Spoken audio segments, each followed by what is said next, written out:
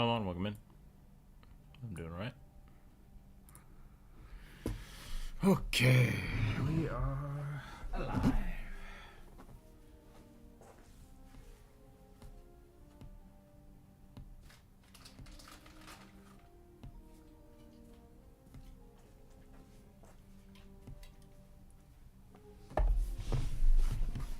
Okay.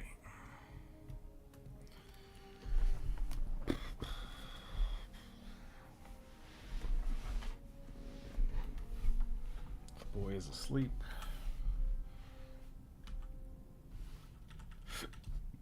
What's today's project?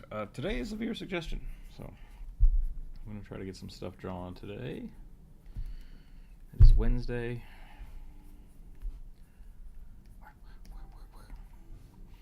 See if we can get a rugby blasted in here.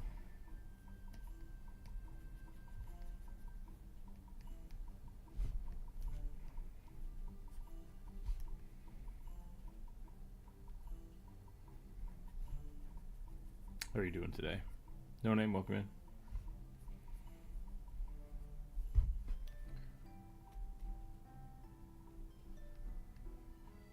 Oh, glad you made it back.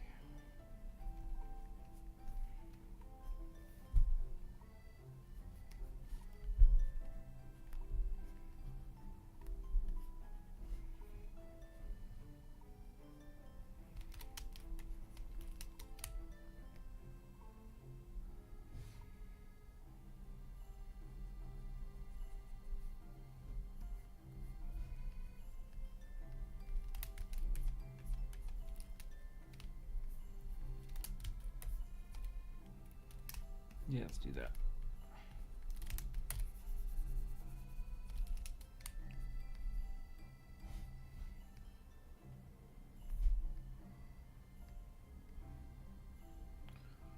Hello. Howdy, howdy.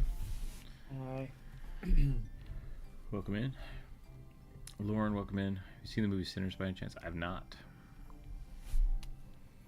It's a horror movie, isn't it? Think about vampires? I don't know.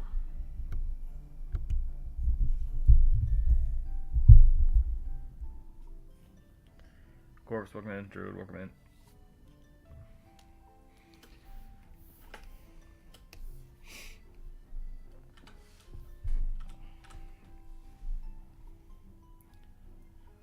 Ba, ba, ba, ba.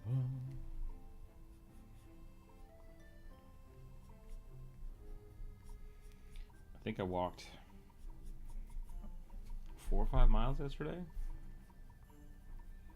Nice. and then I got like no sleep, so I'm very tired.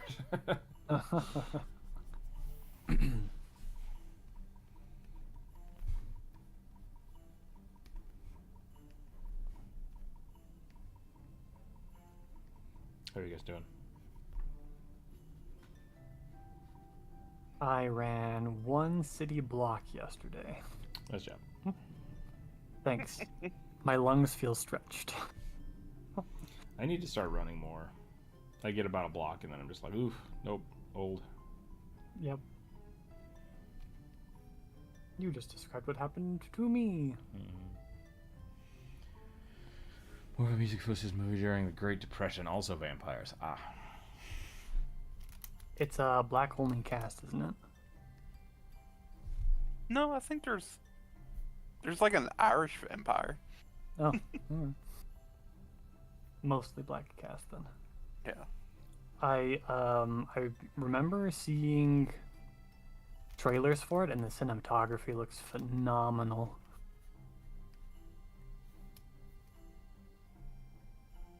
That was the last movie I watched. I guess I watched Conclave was the last movie I watched. That was okay. It was good.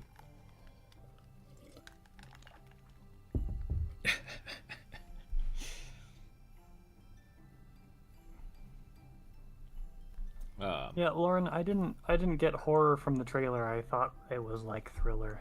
Okay. Horror and thriller are the same thing. Not to me. Horror to me is a little more gore oriented. Yeah. Yeah.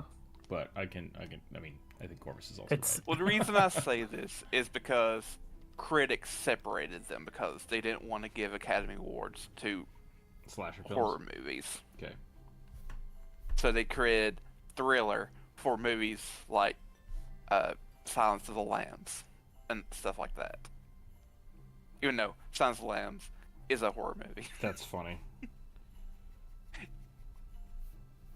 Elitist propaganda. That's fine.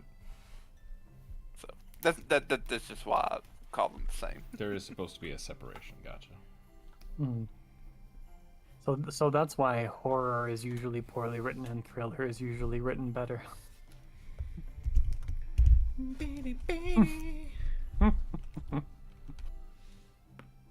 Hello, Palmon in the chat. It has been a while. Good to see you. I'm doing okay. I'm gonna jump right in.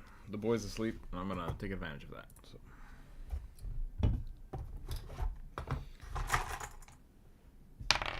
Six. Big burly gladiator Goliath barbarian dude. I don't know how. I have to draw. I like if we went back in time and looked at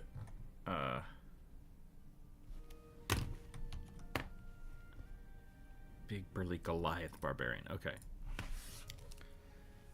Grog Strongjaw. Yeah. I get a big burly something every week, and they're all by the same person. And I think they must hold the record for like most things drawn. The dice gods just want it to happen. Dice gods are into Bara. That's Yeah. canon. Wait, what? Let's not go into that. Yeah, I don't. Barely know this 5 term. minutes into the stream. Sorry.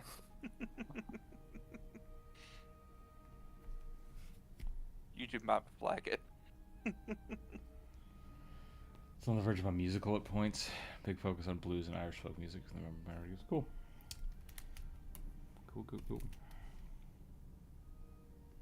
I hear a lot of people liked it though. I've heard.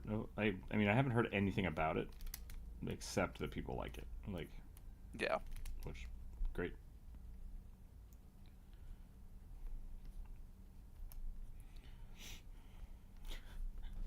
The Orange Man posted a picture of himself as the Pope on social media, Yep.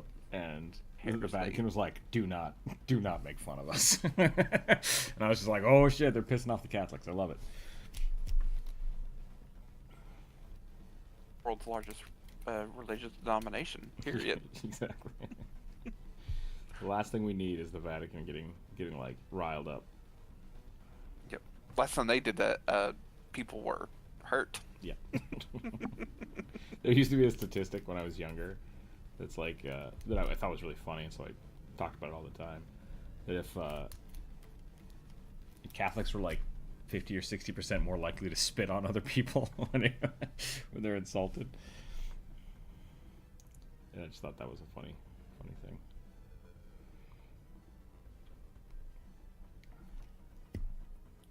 Yeah. Cast There were people like floating the idea, like I believe in full seriousness, that he should be Pope. Like Lindsey Graham said, I'm just like, People don't tell their talk he's about. not. Yeah. It's like he's not Catholic. It's also not their choice. He's- So yeah. It's God's choice. Wink, wink, nudge, nudge. So say the rules. Also, you have to be in the room where it happens.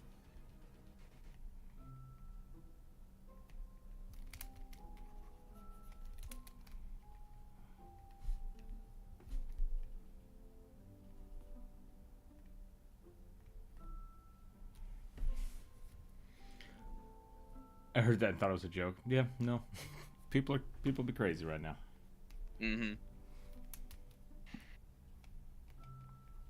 I have seen many a political cartoonist reacting appropriately to it. We need more political cartoonists. We do. They're doing the work. You're doing the Lord's work. Sometimes they're doing the journalists' work too. Yep.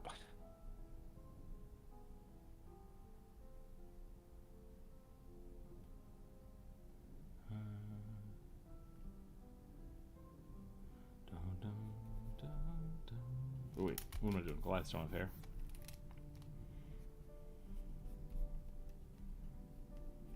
What's the new ones do? What's that? The new ones do? Unless some of the new ones do. I don't think so. I mean, they're supposed to be rock people. Stone giants. Yeah. Yeah. Well, now like where they're like tied to the different giant types. So I don't know, maybe. They're just giant kin at this point, right? Yeah.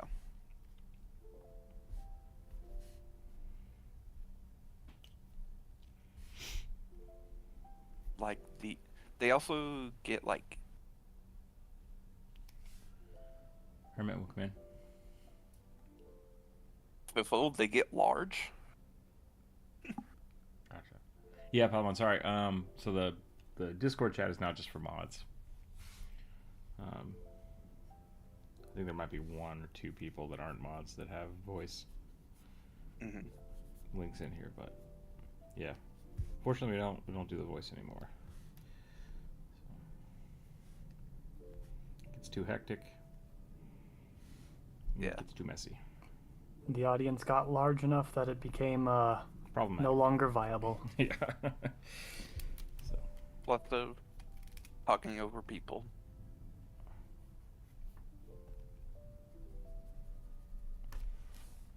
Which we are all want to do from time to time. Yep. Yep. Sorry about that. Jeez, Rook, stop talking over us. Druid called me out on it this weekend while we were playing. I was just like, yep, my bad. I was excited. Yep. It's probably because you went from being a GM to a player after Partially. almost 2 months. It might be, yeah. But I was also just like, my character wasn't doing anything, and so when something comes up that I'm like, oh, I can interject here. I was, And yeah, and he bull in a china shop just like came like literally screaming into the conversation, cut Dagon off. So I had to reprimand you. Yep. Oh, jeez. Thank you for taking it well. Yeah, that's right. Call it out when it happens. Yep. Okay, what are we gonna do with this barbarian? I'm trying to make him look like chiseled.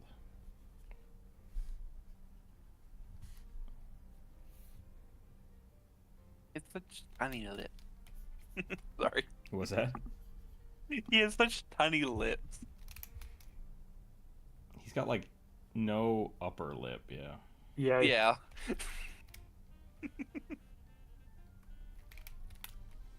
I went very, very Hellboy with it.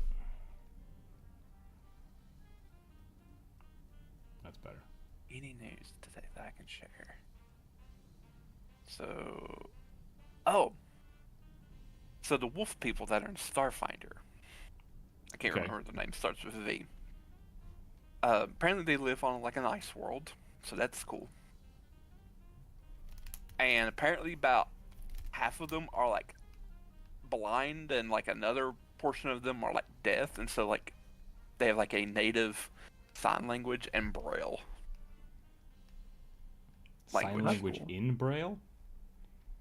Oh no! Like separately. There's Okay. they have like for the. It's like, that doesn't make any sense.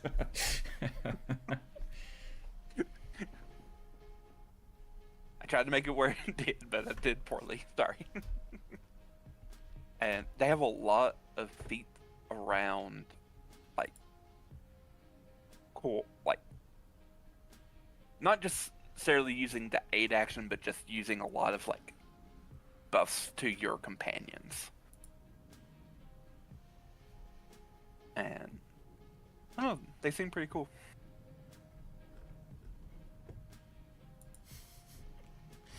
I don't know what is happening here. Oh, cool. Yeah, that's cool.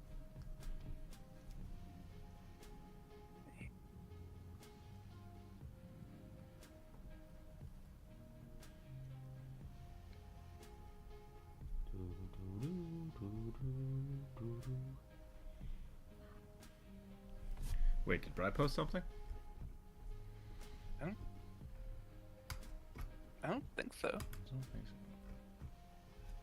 so. Okay. Oh. Yeah.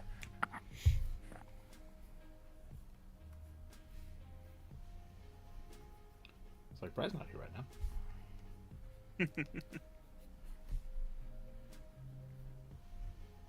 Kermit is posting some some scuff.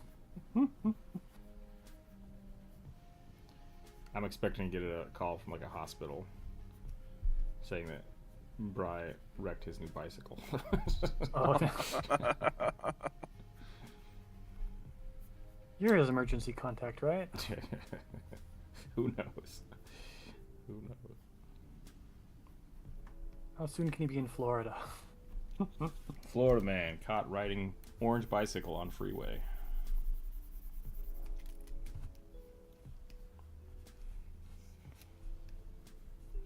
Like by far, like out of the stuff I've seen for like the new Starfinder and such they released today, I really like the space ferries. Yeah, space ferries are fun. I think I saw something One, about that. they're large, which is interesting. They have a lot of stuff about like sunlight and just like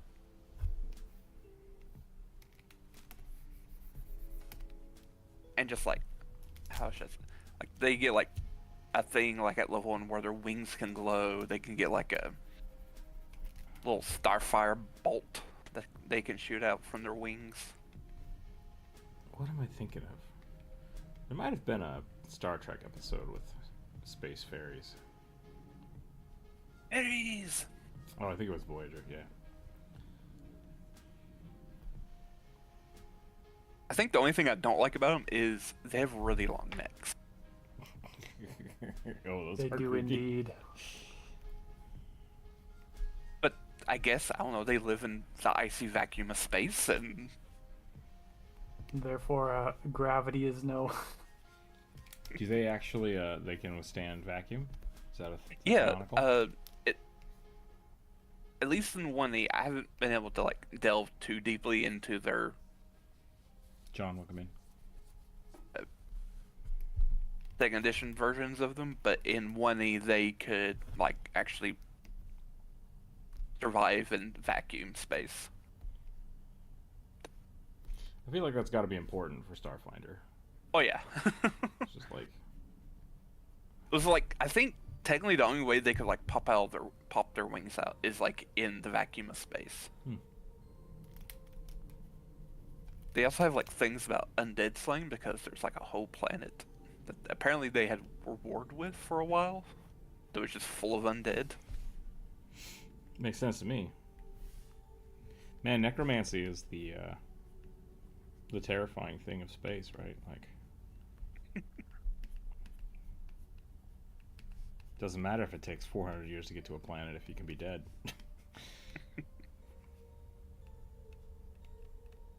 I suppose so. Don't need air in the spaceship. Yep. Don't need food. All of a sudden, space travel becomes real easy when you're a floating corpse. Yeah, I don't know like the specific lore to it. It's called Eox. Yeah, Eox or something like that. EOX. All I'm saying is I'm surprised there's not a zombie movie about space zombies. I think there is. I'm sure there is. I mean, does Jason count as a zombie? I was gonna say, yeah, Jason. That was one of the last Jason movies, right? It was him in space. Before it just careened into an icy abyss. Like I that was was not aware of this. It's like Jason 3000, something like that. Mhm. Yeah. Good grief.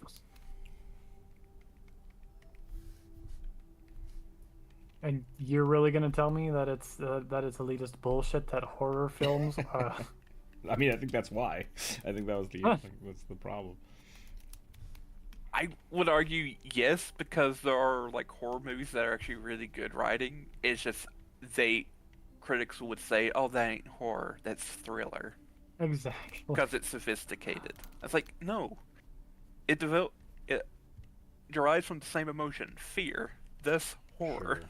Because and there's also like the trauma movies kind of started the B movie thing, like Yeah. categorization, right? Because like horrors and thrillers are subgenres of, I guess thrillers a subgenre of horror, where it's like we are meticulously making something, not just going for cheap scares, right?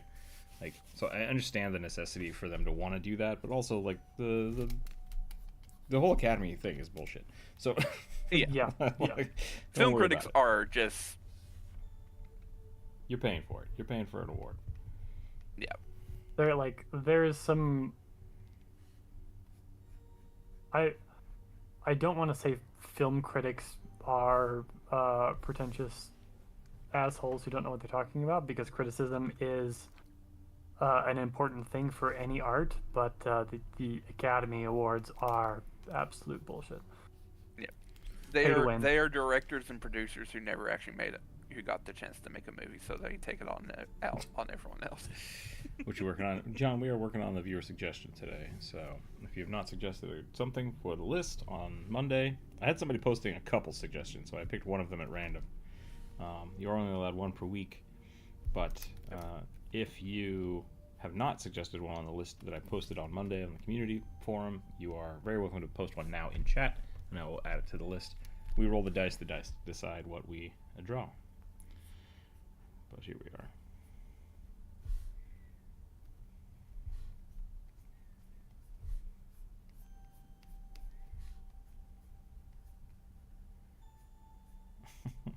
I'm drawing this weird stone axe now. I actually made one of these once when I was younger.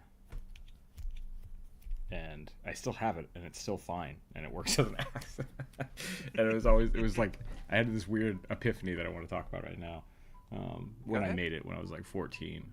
And like, I went out in the woods, and I found some sticks, and I carved them, and I cut them, and I strung it up, and I found a really good rock for it, and sharpened it, and I made it, and I was just like, this is the weirdest thing I've ever made in my life, and I don't know why I made it. I have no use for this, but I love it. And there's something great about that feeling of just like, I made this. Yes. Yep. Rock make good stick, man. Did you feel the same way when you made your first fire by hand? Probably, yeah. I have a kid screaming in the other room. One second, we're back. Retro.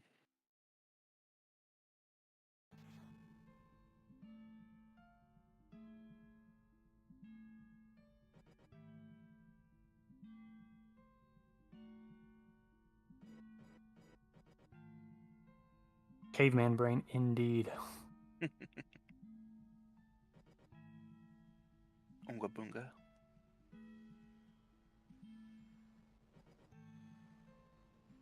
I see unga, therefore I bunga.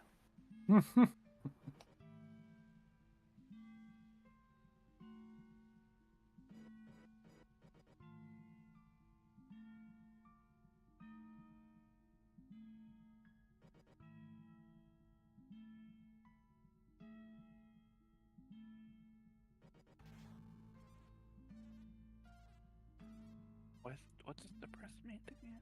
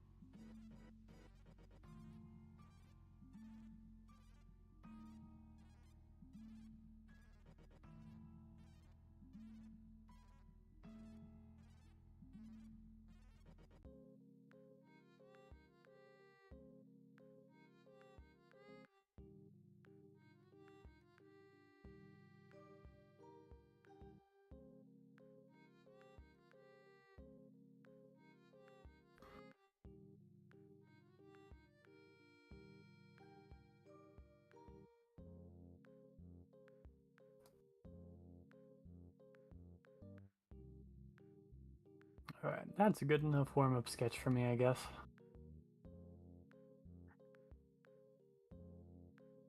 No hands.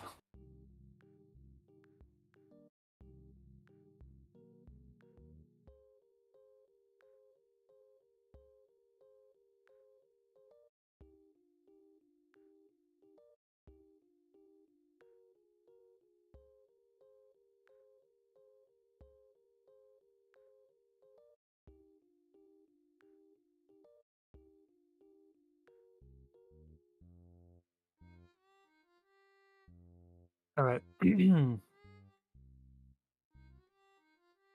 tiefling? Yeah, it's always a satyr.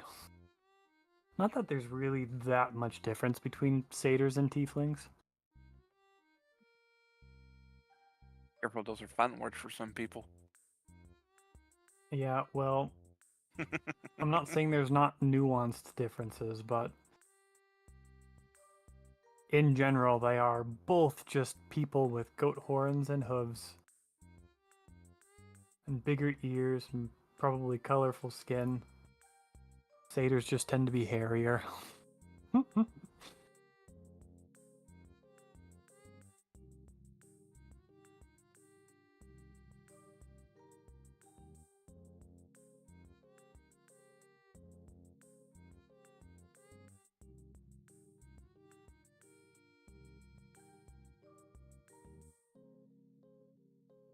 Okay, where's the... I gotta find the list.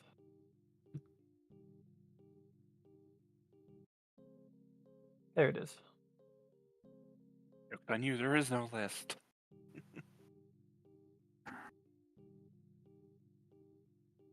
Hey, we got a pretty good number of suggestions today. That's good. Looking at 19. Here we go. I rolled 16. Ogre Paladin that is always happy to be there. He also wears a silly hat he won in a tournament. Ooh. Okay, chat. I need a kind of silly hat. Burger King crown. Ugh, no. I was thinking something like you would win at a carnival.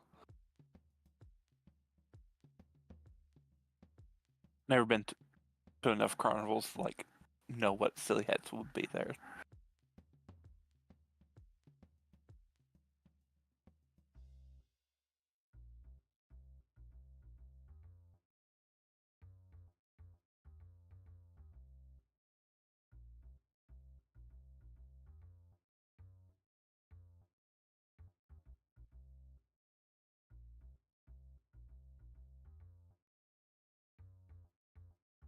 Oh, I found one.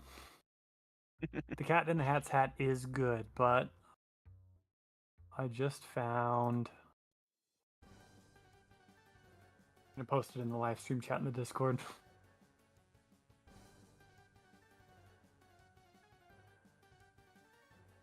It is a squid hat, and it is hilarious.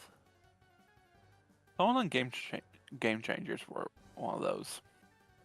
Oh yeah? Oh yeah! Vic. Vic.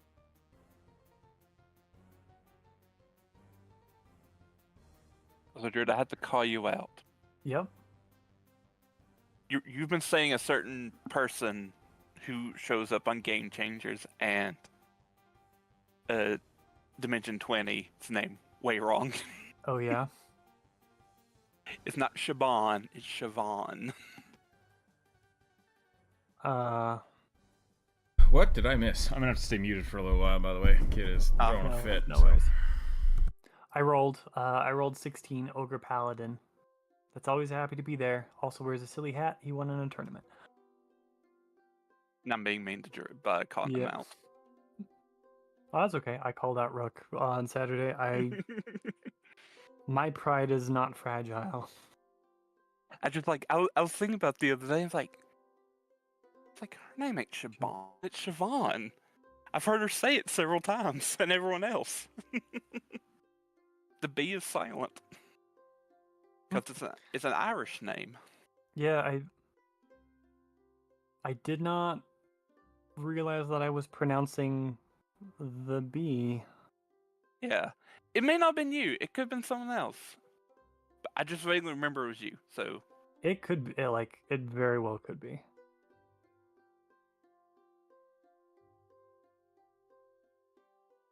because I remember, so I'm pretty sure it was you. You said like Shaban, and it's like, who's Shaban? Like Siobhan? Yeah, yeah.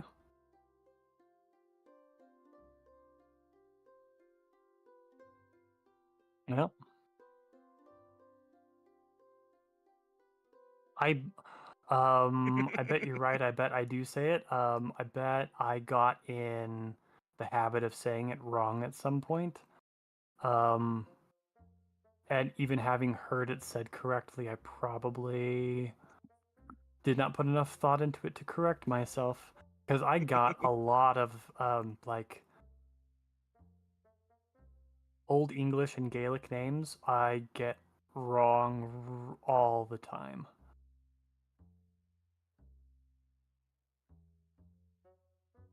I mean, fair. I still have to make a conscious effort to say Sorsha correctly.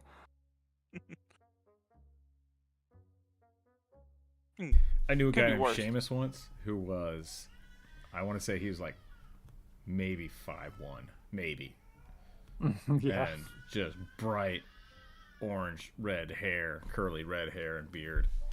Did you know the MMA fighter? Sorry. Colin McGregor? Or is there an No, MMA fighter? there named was Seamus? I don't know if he was MMA. He may have been just a wrestler, but there was an Irish wrestler or boxer whose name was Seamus. Could have been him. Who knows? Who knows? He was a cool dude. I've not talked to him in probably 20 years.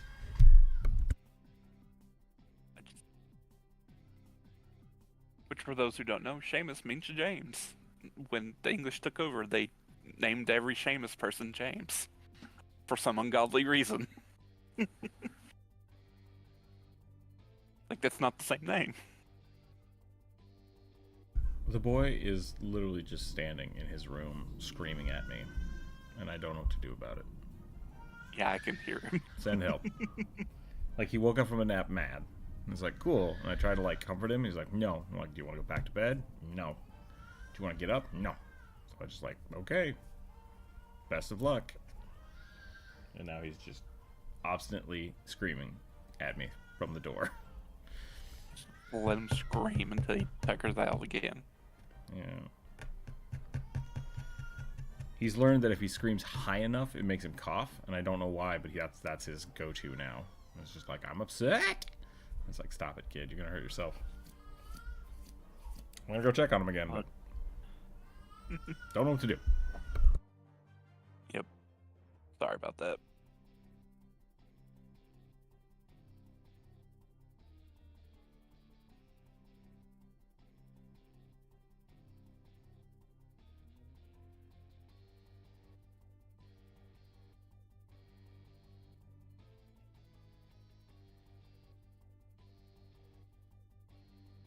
If you're drawing an ogre druid, it for some reason reminded me of marsh giants. Have you seen what they look like No. in Pathfinder? They are horrifying. Marsh giants. Yes, marsh giants. They are an offshoot of hill giants. You could probably guess where they live. The desert. Totally. Oh, damn. That's freaky looking. Yep. They almost exclusively worship Dagon, hence why they're probably very fishy. And I hate them. I can't stand them. I see. Like, I don't blame you. This is a freaky picture.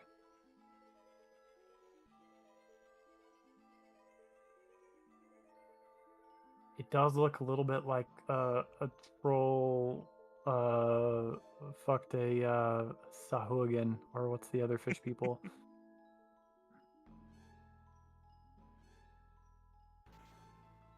I know Sahagan. Athamaru? Athmara, yeah. or what's the D&D equivalent? Lokatha. Lakatha. Yeah. Oh, no, specifically, it looks like a Karatuta, the underground fish people. Ah, yeah. They got the big, nasty fish lips.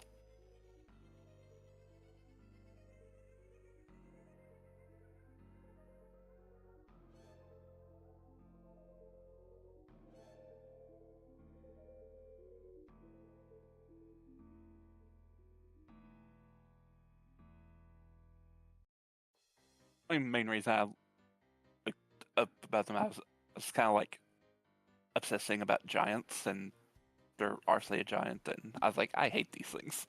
Why, Yep. Paizo? Why? Why not?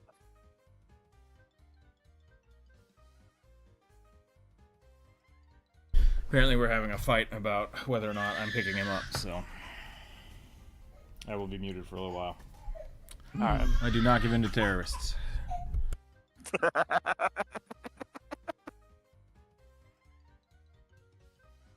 Not even tiny ones. And this is an ogre glutton.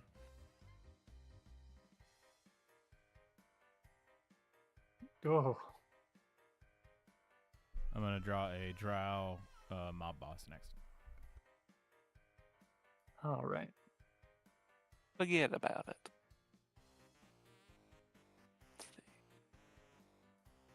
How am I going to denote paladin with this ogre? Armor?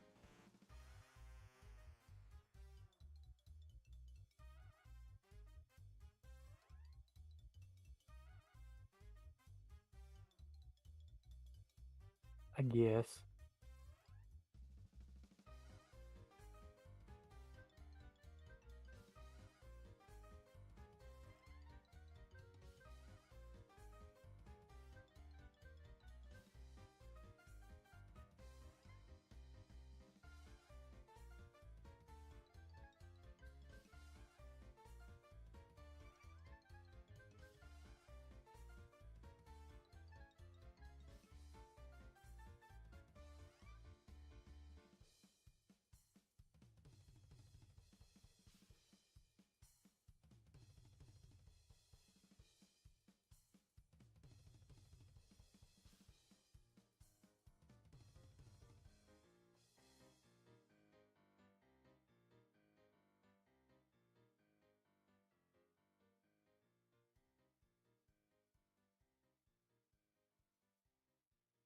I think I'm gonna need to figure out a holy symbol.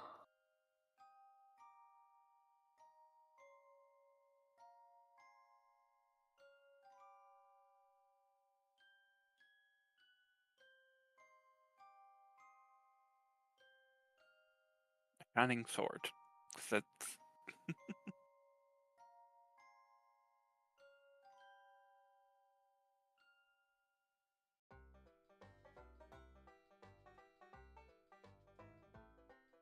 the easy option. I suppose so. I hate taking the easy option, but sometimes it really is the best option. Speaking of not easy options, but glowing swords.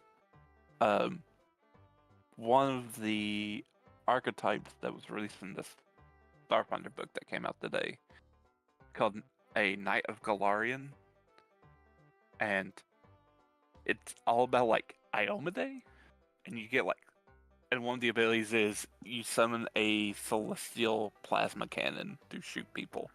Ah! I'm just like, dear lord.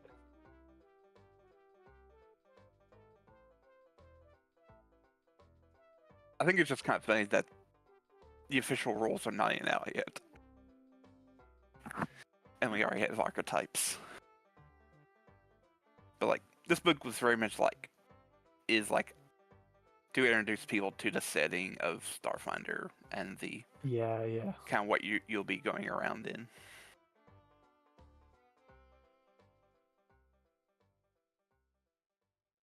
Which I appreciate. I think it's a. I don't know if it's a smart choice, but it's a. Yeah, I think the weirdest choice they've done is, or going to do, is so the player core book, Starfinder Player Core comes out like at the end of July with the release of Battle Cry, which is for Pathfinder. But the GM core book doesn't get released until September. It's just like, why not release them at the same time? And it's just like, it feels a little weird putting the player core before like the GM, like, or separately. It's like, how are people going to run a game? Yeah.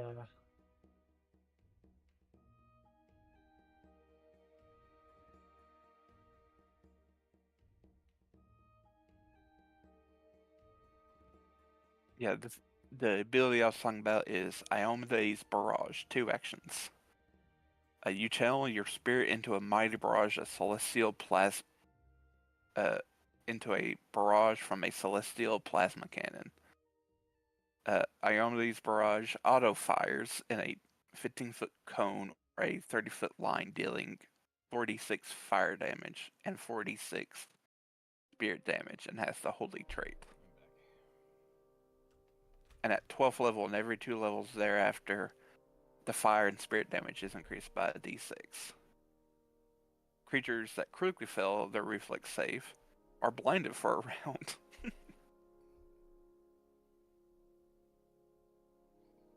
Jordan, welcome in.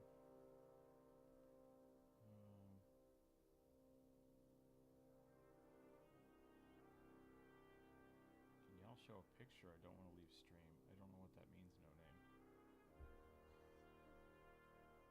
Oh, no, we won't be posting pictures on the YouTube, sorry. If genies are encountered, can multiple wishes be phased as one wish? Like I wish for $1 million and XYZ? Is that what you're talking about?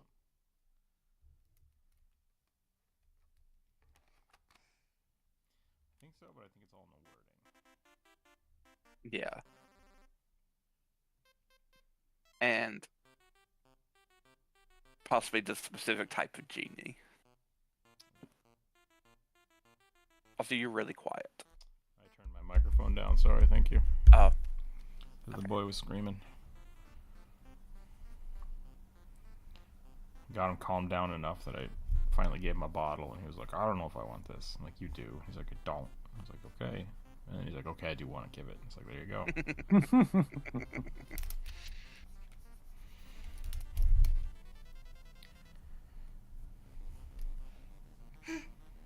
We've all had days like that.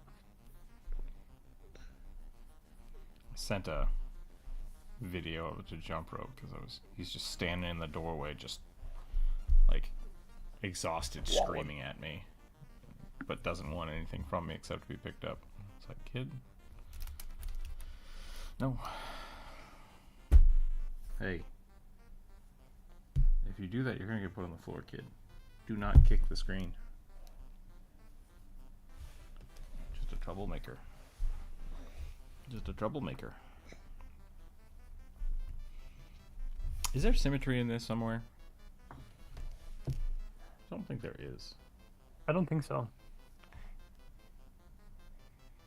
I don't think we have a symmetry tool yet.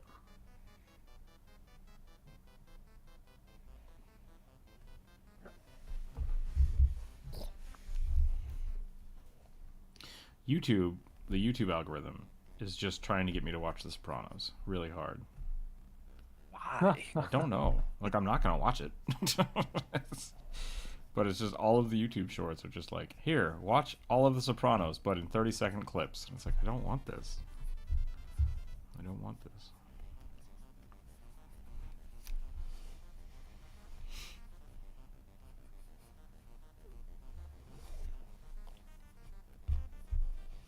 really into mob shows. Yeah, I don't like shows where the main characters are the villains. You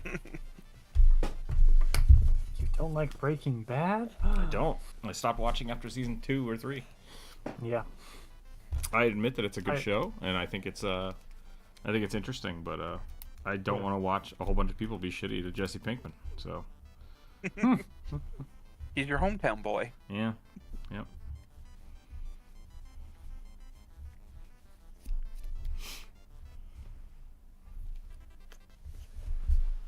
You a good kid? You want a nap, Mark? You still tired? Is that what's wrong? You woke up sad night. You need to sleep more. Oh. I too have woke up sad, child.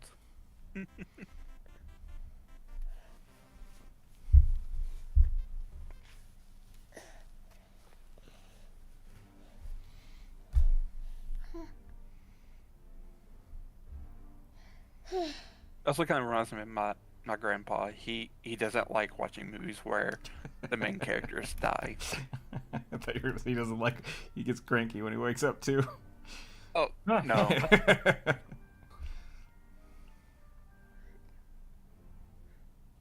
Look, I'm not concerned about it. I get cranky when I wake up. It takes me legit half an hour every day to become a person. Yeah.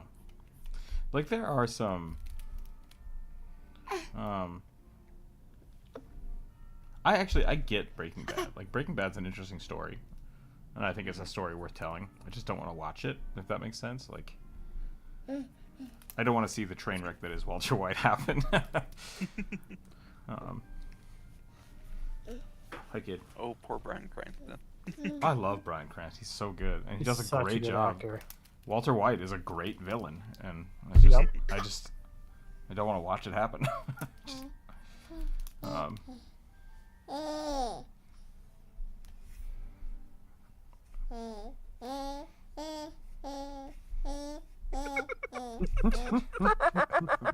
this is what you guys get now. Sorry.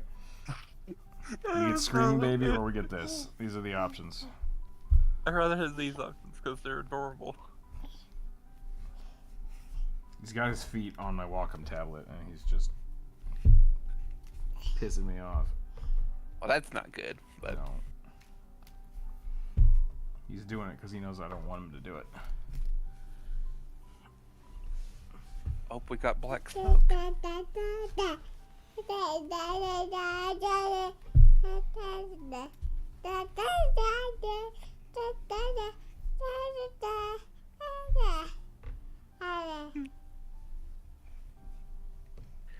Adorable. I've lost the plot on this character. I wanted like the big coat, like overcoat that he's not actually wearing. Mm-hmm. But I don't think I'm doing it right. He doesn't look like a drow. He doesn't look like a mob boss. He just looks like a guy in a coat. I mean, outside of skin tone, what do drow look like? Tall and skinny, which with mob boss I always think like brick, you know? I don't know how to... You say it's short, that witches colloquial don't exist in D&D. Do they exist in Pathfinder? Yeah. Witch is a class in Pathfinder. Pretty badass class as well. Full caster. Yep. You do get a patron, and depending on your patron, you get to choose what your spell tradition is. You get to work with... The only downside Rook probably would have with him is you're forced to have a pet. Yeah, I'm not a big fan of that, but like that's integral to the Yeah. witch's thing for some reason. Yeah, you always have a familiar. Which like that's a Harry Potter wizard thing. It's weird. If you wanted to play a witch without a familiar, you could do Oracle, because Oracle still has a lot of that witchy flavor and is focused around curses. Yeah, which I think that's a good alternative. The Oracle's a good witch stand-in, and or just like full replacement. Also, I would argue that the Harry Potter familiar stuff is less like her original idea, more just pop culture. Witches and wizards always have owls and cats. First off, Harry Potter is a sorcerer, Yes. not a wizard. He goes to a wizarding school. Where people are called wizards and witches. Mm-hmm. Despite the fact that they're all have innate magic born into them. Yeah. So really, it's a school for sorcerers. Because normal people cannot use magic in that universe. So really, Also, kind of it's- implied like normal people and wizards are not the same species, which is Yeah. super weird. which I'm okay with. I'm actually okay with that. I just wish they talked about it more like that instead of. So, Harry Potter is not a good definitive speaker of lore. That's all I'm saying. Nope. Yeah.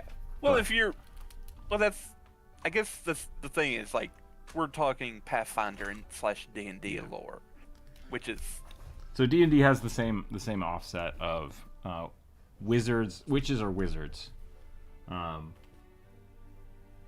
or druids and or sorcerers, and so I think there's like the flavor of a witch, which is cool and could be anything, and I think that's really what people should be focusing on, even though my shorts are just being pedantic.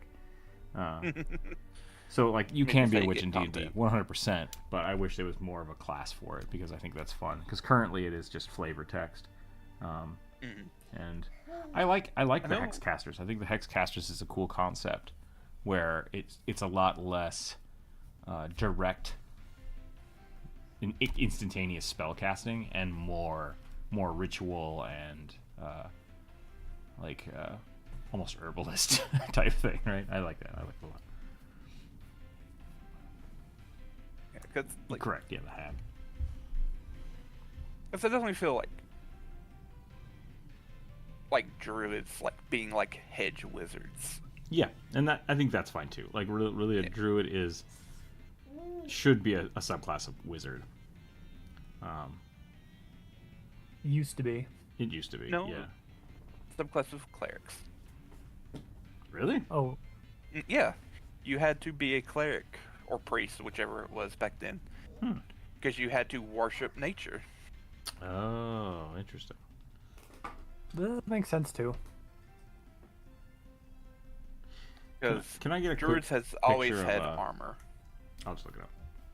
Like I had to turn my keyboard off, so hold on a second. No, I'll look it up. What do you need? I need a picture of a mafia don. I want to get like the big coat and the hat right, but I think I keep drawing the wrong kind of hat. Which witch would you witch and be? Wait, whatever. Which witch would a witch be in D&D? Yeah, I think yeah, somewhere between a wizard and a druid. I mean, I think there is an inherent misclassification of witchcraft in D&D that I think is missing. Like that's what I think. Because like what you said about the cleric makes sense, but I think a witch should probably be a druid subclass, but a very specific type of druid subclass, like a non. They don't care about the forest, right? It's like a selfish druid. Which could be really interesting.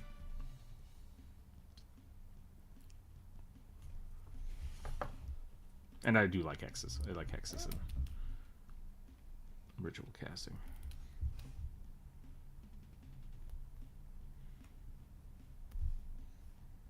I feel like a real Mafia Dawn drow would just have like Loth stuff everywhere. Oof, you okay? All right.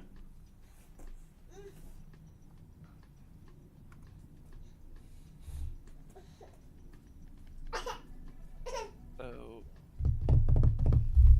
These aren't real Mafia Dons that I'm getting ready to share because it should be obvious. But Magic the Gathering did a like 1920s like mobster setting, Okay. and these are two of the family bosses. All right. You know what? I was gonna say that I just needed a picture of the guy from The Godfather, but like those are good. Those are perfect. It was either going to be that or Al Capone, Yeah. and he did not wear a big coat. He just wore like a normal 3-piece suit. What's going on? Yeah, I see that. I see the screen. Yeah. What about it? You want to touch it? I don't want you standing on my chair like that, kid. You're gonna get hurt. I'm gonna get mad.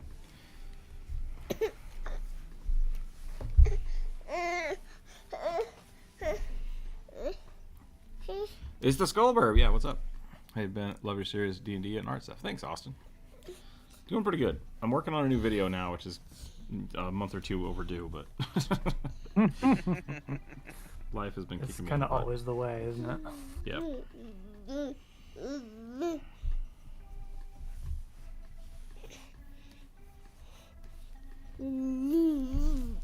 Yeah.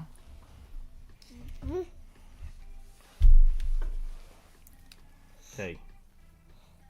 Do not grab my face.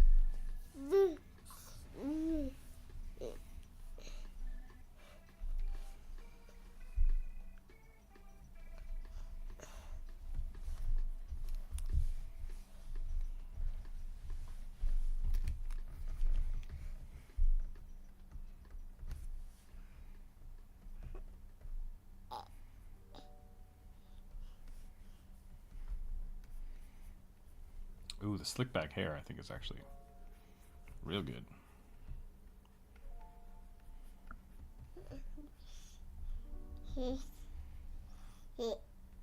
Yeah, it adds to that like 50s and 20s aesthetic, doesn't it? Yeah.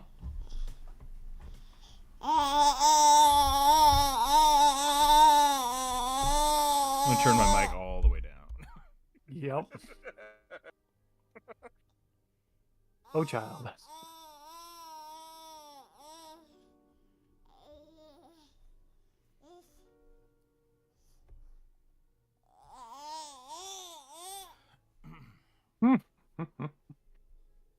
It is better now that he's quiet. Thanks, Austin. Do y'all consider yourself anonymous, or since we know your voices? What do you mean? Like, I'm Rook. This is Druid. This is Corvus. Hi. Yeah. What's your favorite thing to draw? Like humanoids or monsters and characters? My favorite thing to draw. I draw a lot of pinups because I like drawing pinups. So, elf ladies, I guess. But aside from that, I love drawing like big, bulky armor. So humanoids mostly, but I like drawing monsters too.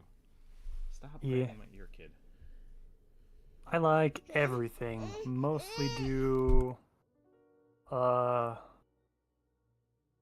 strong dudes.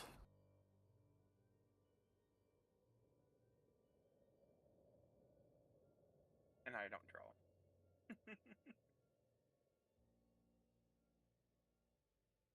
In a capacity on the channel.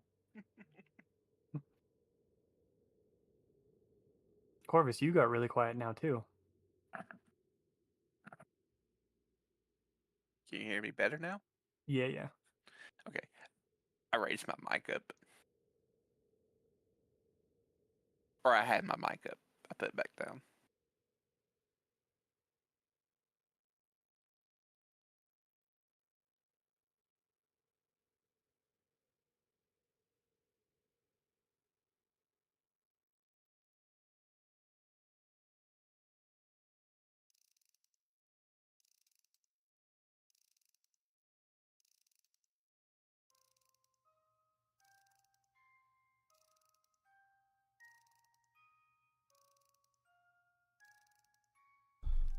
I like this big coat.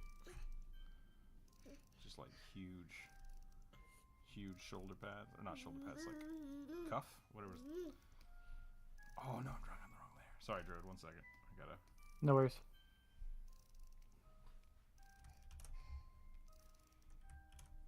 I'm taking up a lot of the canvas right now, so you need me to shrink or move or whatever?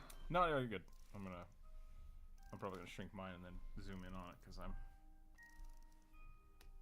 sprawling.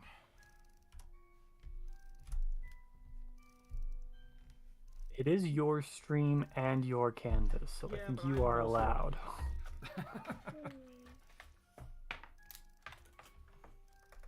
If you're drawing something good, I'd rather you have fun with that while I babysit. Fair.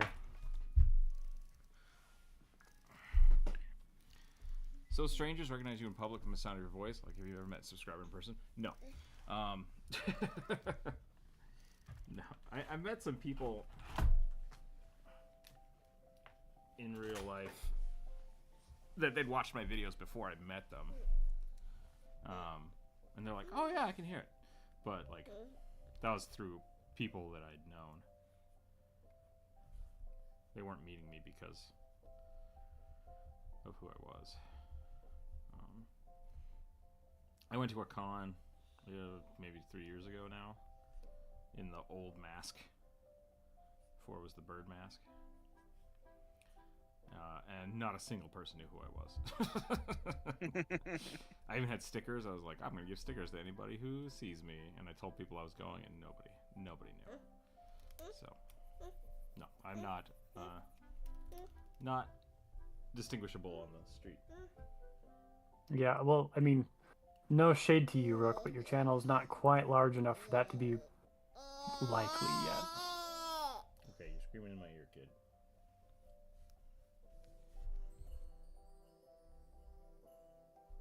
Yeah, no, I'm answering a question. I didn't expect Yep. it. But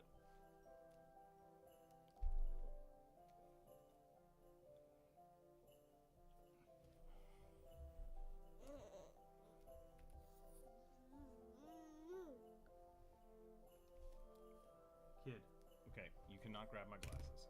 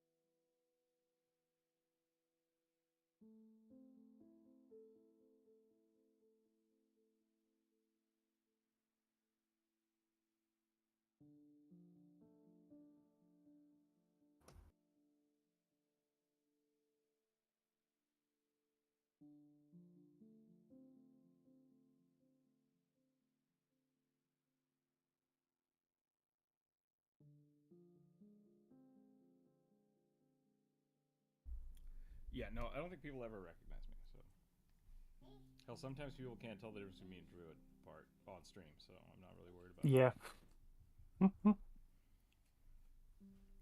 And yeah, as for like, oh my god, Whoa.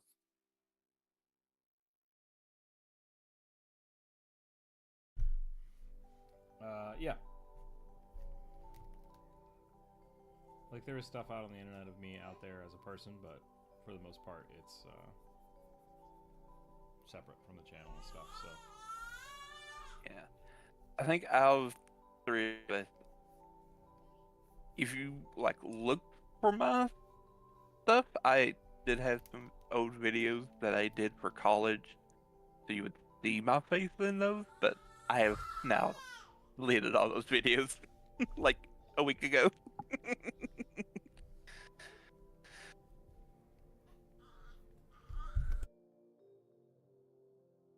All right. There you go. You can have some more space. I'm done with that one.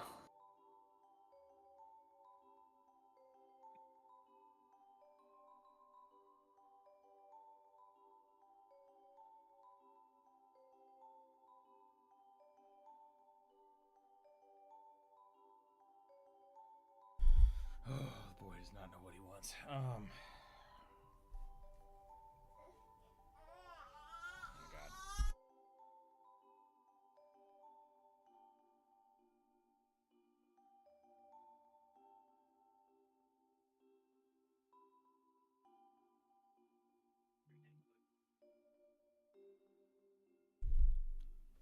I guess I'm still thinking he's way older than he actually is.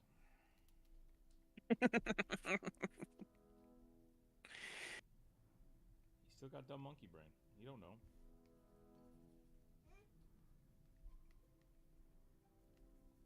You don't know words.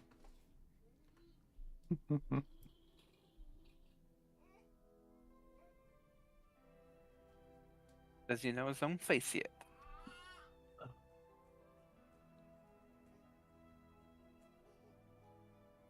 Did you know All right, I'm ready to roll for my next prompt.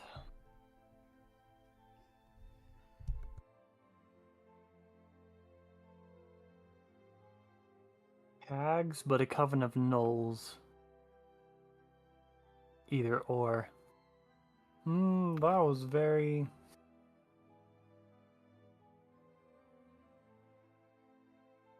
That sounds like multiple characters. Yeah. Which does break the rules. It's also not really a prompt. How about hags or gnolls? I don't know. Hags, but a coven of gnolls.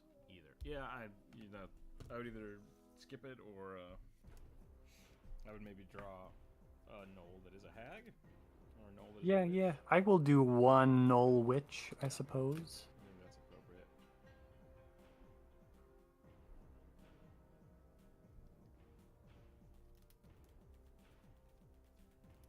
Maybe because there actually is a witch gnoll in Pathfinder, like as a heritage. Oh yeah, there is, isn't there? They're like, I think they're meant to like, way they describe them. They're like based off the brown hyena,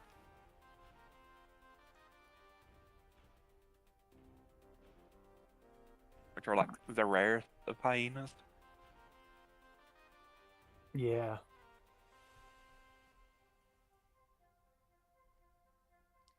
The shaggy striped ones. Yep.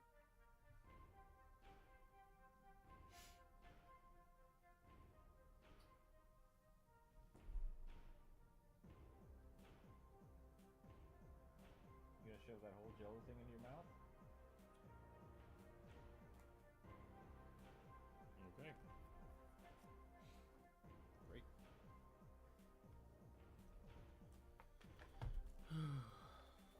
Noel Witch riding a steam engine?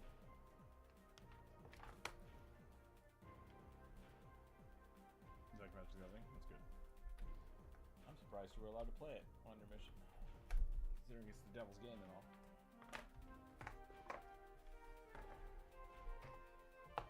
But I won't tell if you don't.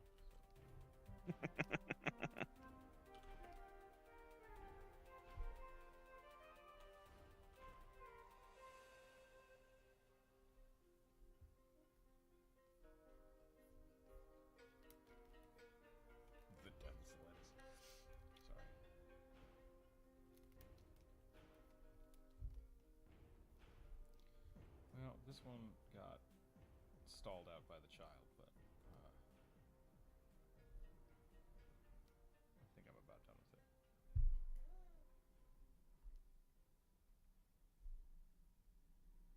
I'm gonna add some texture just to give it some flavor.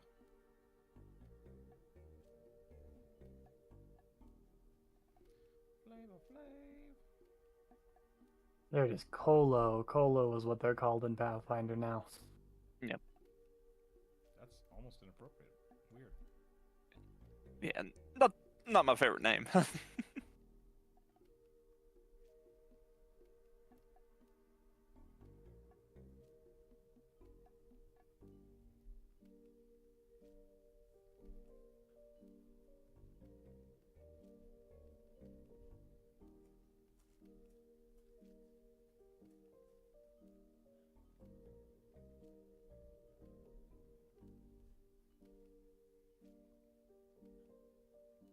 German witches ride steam engines. It's an old tradition on the 1st of May. Oh, okay. Is that where Turbo Granny comes from? No, that's a lot more modern.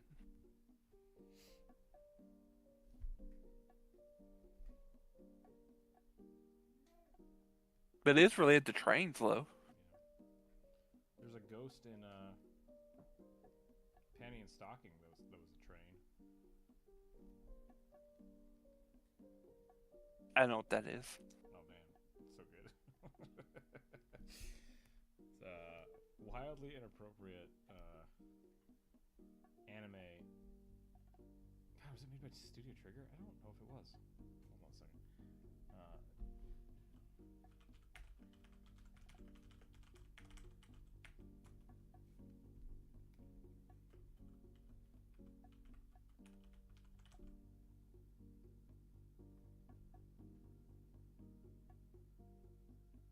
The new one is going to be produced by Studio Trigger.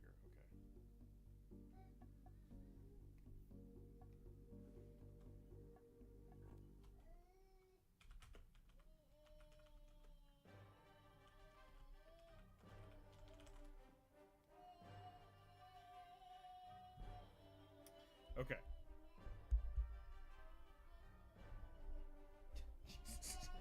It's going off. So it's an anime about two angels who have to fight ghosts to get back into heaven. But apparently a bunch of the employees for the company that made it founded Studio Trigger, so that makes sense. It's wildly inappropriate and great. So it's called Panty Stocking and Garter Belt. Music's great. Yeah, definitely sounds like an anime I would have steered away from. Probably, yeah. The music's really good. Still listen to it from time to time.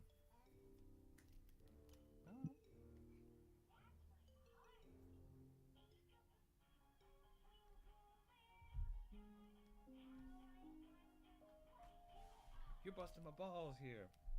That's all I got. That's my Sopranos impression. Done.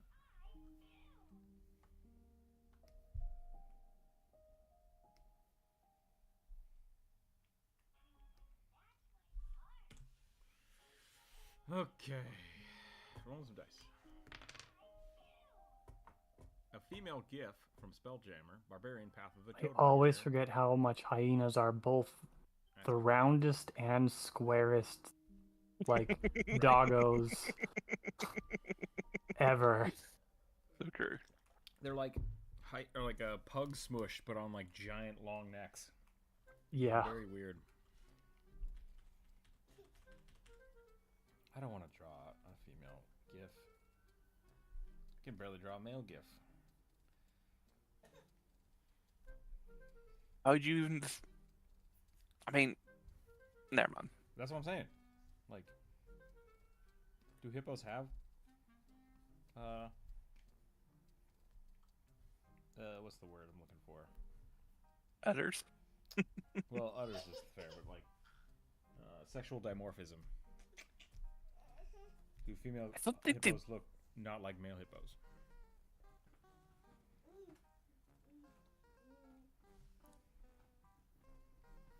I mean, they all look like hippos to me.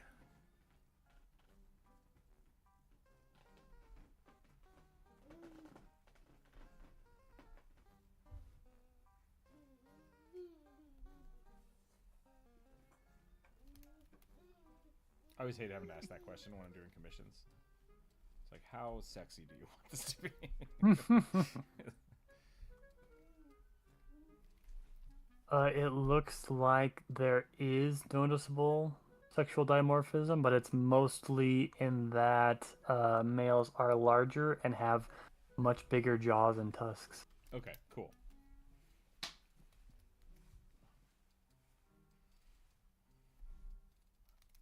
Totem bear.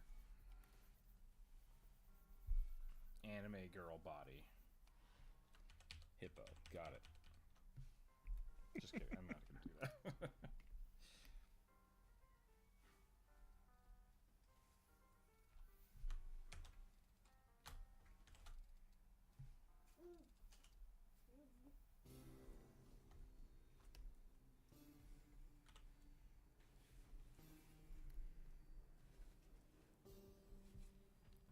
I hate that I had to scroll down 3 entries in Google before I found one that wasn't AI generated.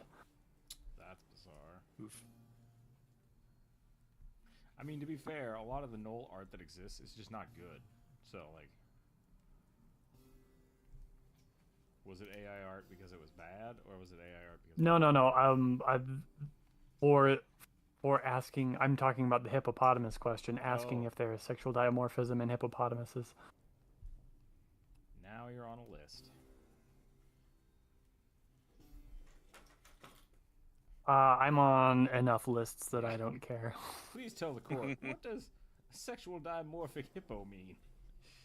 Well, If a lawyer asked me that in court, my response would legit be, "You're not very bright, are you?" do you want the biological answer or the reasoning behind why? What's the question you're asking me? Yeah. Sir, please answer the question. I will as soon as Are you ask it in asking a way me that makes about sense. Hippo titties. That's the. Okay. Whoa! You see, I'm an artist.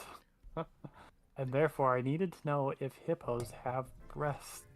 Sometimes I do type in word, like I'll just type that in instead of like female hippo, because it's like I want just the most outrageous banana shit thing I can find. So I try Yep. to type in like the Urban Dictionary thing I'm looking for. Do they have udders? Yeah. Because if you type in "do hippos have udders," you're gonna get an AI generated yes, and it's like that's not what I need. Yep.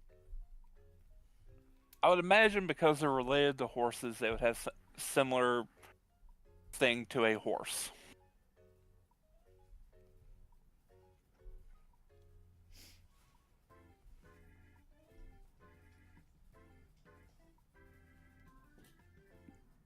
Moving away from hippos. What's that? You don't want to talk about hippo titties anymore? No. We- If people want Fair. that, they can go watch Moon Knight. Oh yeah, I forgot about that. See, that would have been a good reference. Her name is Twilight. Will you send me a picture? Sure. She's not very anthropomorphized though. I think she has hands, like human hands. Well, yeah, because she's an Egyptian goddess. No, They no. literally It's like, strap- hear me out. Hear me out. I think they did a good job of keeping her looking like a hippo for versus Fair. like Okay, yeah. Stargate, where they're like it's a naked dude with a big bird head. It's like that's not okay. Right? It was literally a CGI hat on. Yeah. It's like I think they did a really good job of making her look like both a hippo and a person. I think that I will say, out of all the Egyptian gods, she's probably the most animal-like of them. without like just slapping an animal head on a human body. Yeah, because that's pretty common too, I think. Really high waistline. That's pretty good. She actually has short arms, comparatively to her body height. Really long. Maybe they were trying to give her longer hippo body. That works. That works pretty good though. Well, I think part of the reason it's a little weird is some of like the source material for her is a little weird.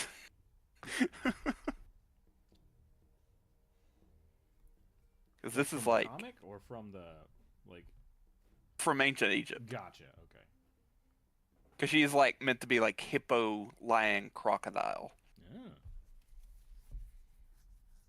All animals associated with being fierce mothers. That makes sense. Kid, you gotta figure that out. Okay, so this is a hag. I'm trying to now I have to answer the breast question as well. Do I go Yvesma? Do I not bother? Well, it's a knoll, and I have on the record said that male and female knolls look exactly the same, except the females are bigger. Yeah, So I would say no. females have bigger dicks generally too. Yep.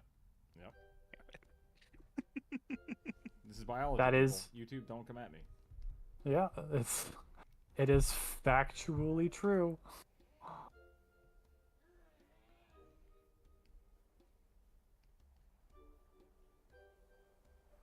You guys didn't come here for a biology lesson. You came here for the food.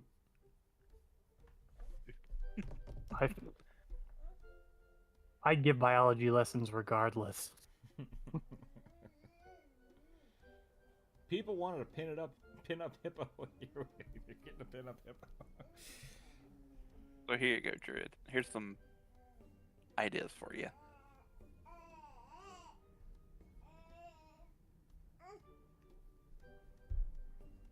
I like that one on the left.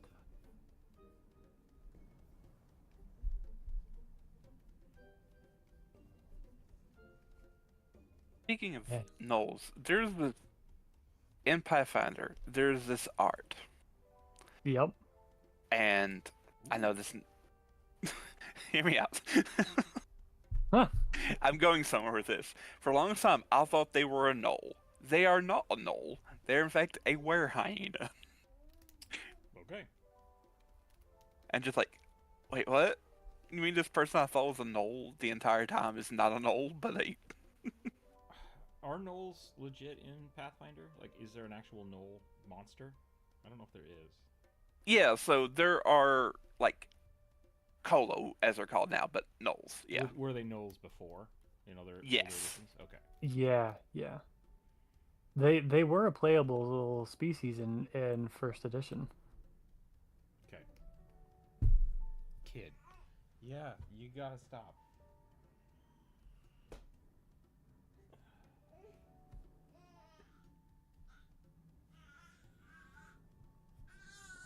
Yeah. Do I need to put foam on the bottom of my desk so you stop swacking your head on it? He just snapped himself in the face with a rubber band, like a hair tie he found. Nice. Because he keeps chewing on him and, like, stretching him out. This is the character in question. Oh my. Hi. Hi, kid. I can see why you would assume that was a gnoll. Yeah, it's just straight up a hyena person. Yeah. But no, she is a were-hyena priestess of Lamashtu. That's how she became a were-hyena. Because Lamashtu was involved.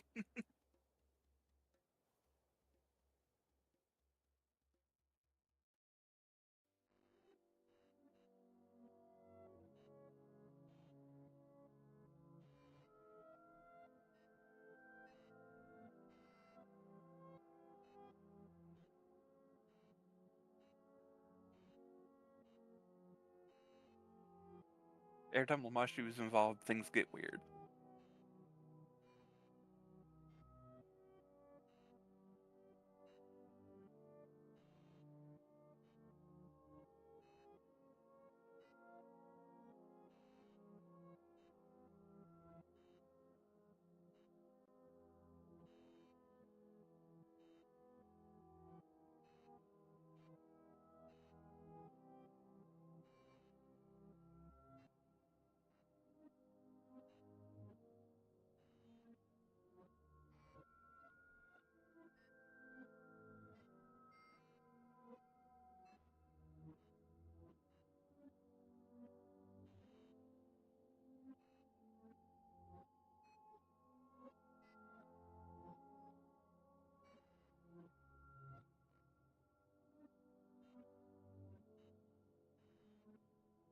couple more interesting things that I have found out from reading stuff about Pathfinder.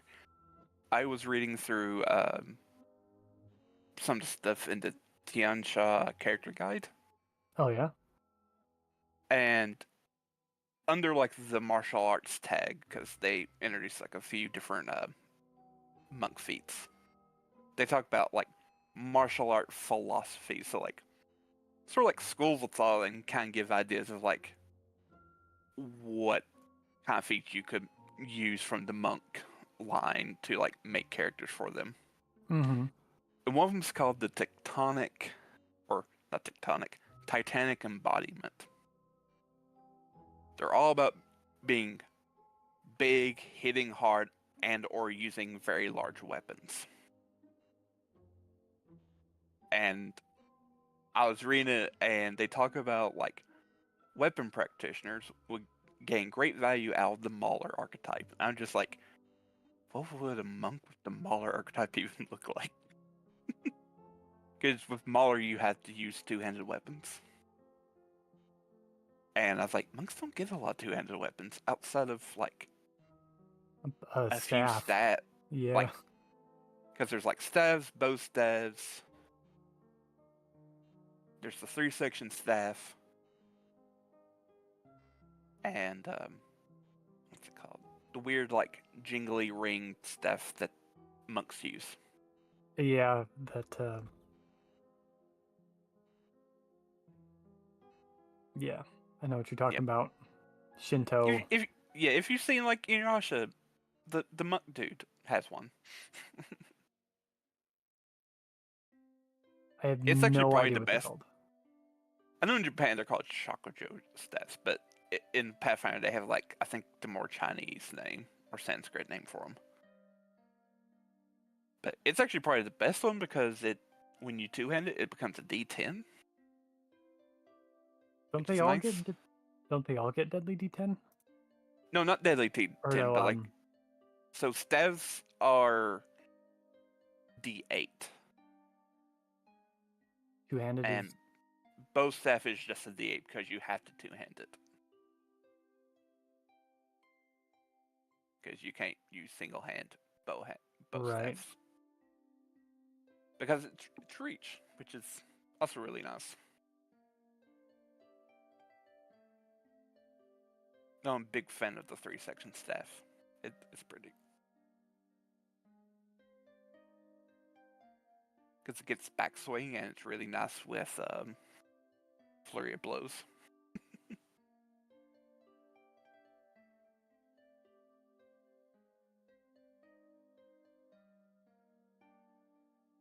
Right. But then I was like, started thinking, like, how can I make like a large monk character? And like, so I was looking up all the ancestries that can get large or be large at the beginning, excluding centaurs because they don't count. Yep. I feel Oh, like a small centaur monk. I mean, would be they really count, funny, but like it's in the wrong direction or dimension, really. What'd you say, Rook? I think centaurs should start large. Oh, I mean, They they do. are large. No, that's like, so anytime that someone's like, oh, make them a medium, it's like, no, don't do that. Never ever make a centaur medium. I feel the same way about minotaurs. Yeah, same. Well, I was gonna say that in 2E, the centaurs are large unless you're like the pony heritage. Right. Which that makes sense. Like, Which- giving them one option to shift makes sense to me. Mm-hmm. But I feel like 'Cause- they should, I like that they are large creatures. I was just saying, like, they're large in the wrong way that I was looking for. That sounds wildly inappropriate. There is the argument though in that exact what you're talking about. Christopher, welcome in. They used to Welcome. have tokens for large-sized creatures like horses that were 1 by 2. Oh, I think Pathfinder 2nd Edition has started talking about that too now, right? Like, you can be a large-sized creature that is long or wide. yeah. Yeah. Which is interesting. I can't wait to see Rook's short about Centaur monk performing Tai Chi. I could do that. Hey, you ever seen dressage before? Look, like there is no reason in my mind why horses cannot do yoga because currently in our world horses do yoga. There are people that pretend to be horses and then do it. If you don't know what I'm talking about, we didn't have to go there. you're better off. You're better off. That's Yep. a level of cosplay that I can't get behind. How about we do something? Talk about something more wholesome and talk about how adorable it is when the chiropractor adjusts a horse who's been in pain for years. Maybe we're talking about something different. So yeah, let's move on. Anywho, Have you seen people do chiropractic on cats? Bodie, welcome in, by the way. Sorry. I Yeah. saw your message. What's your favorite D&D Cats. class? Cleric or fighter? I'm a Druid. basic boy.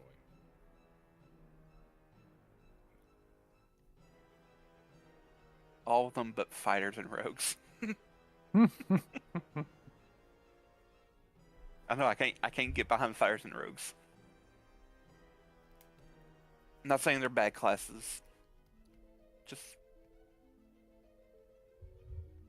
not unique enough for me. They're the most customizable, though. Well, fighters are. Yeah. They're Corvus customizable suffers in a from different decision way. paralysis, though. I'm sorry, Druid, say that again. Corvus sometimes suffers from decision paralysis, though, I have noticed. Yes. Hence why I would rather have the uniqueness already baked into the base class instead of being customized through feats.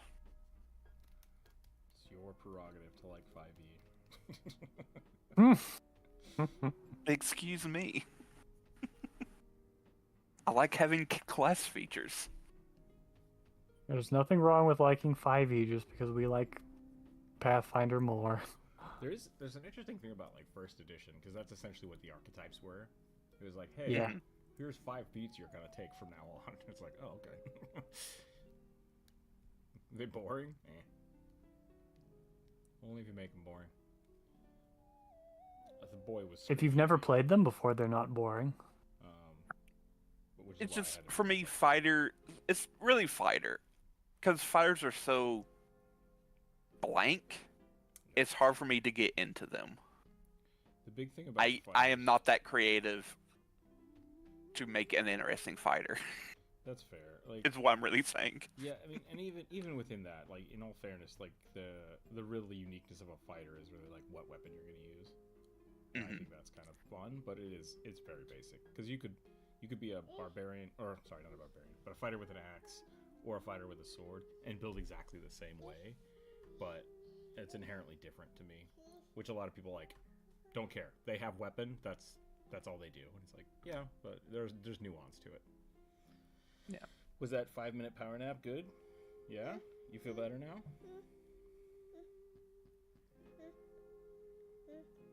In rogues, it's more of a personal reasoning, less than a mechanical reasoning.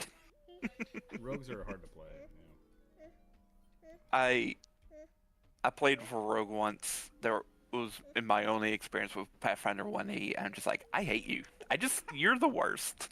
I had one of my college professors I played D&D with. He played a rogue with a buckler, and I was like, "What are you doing?"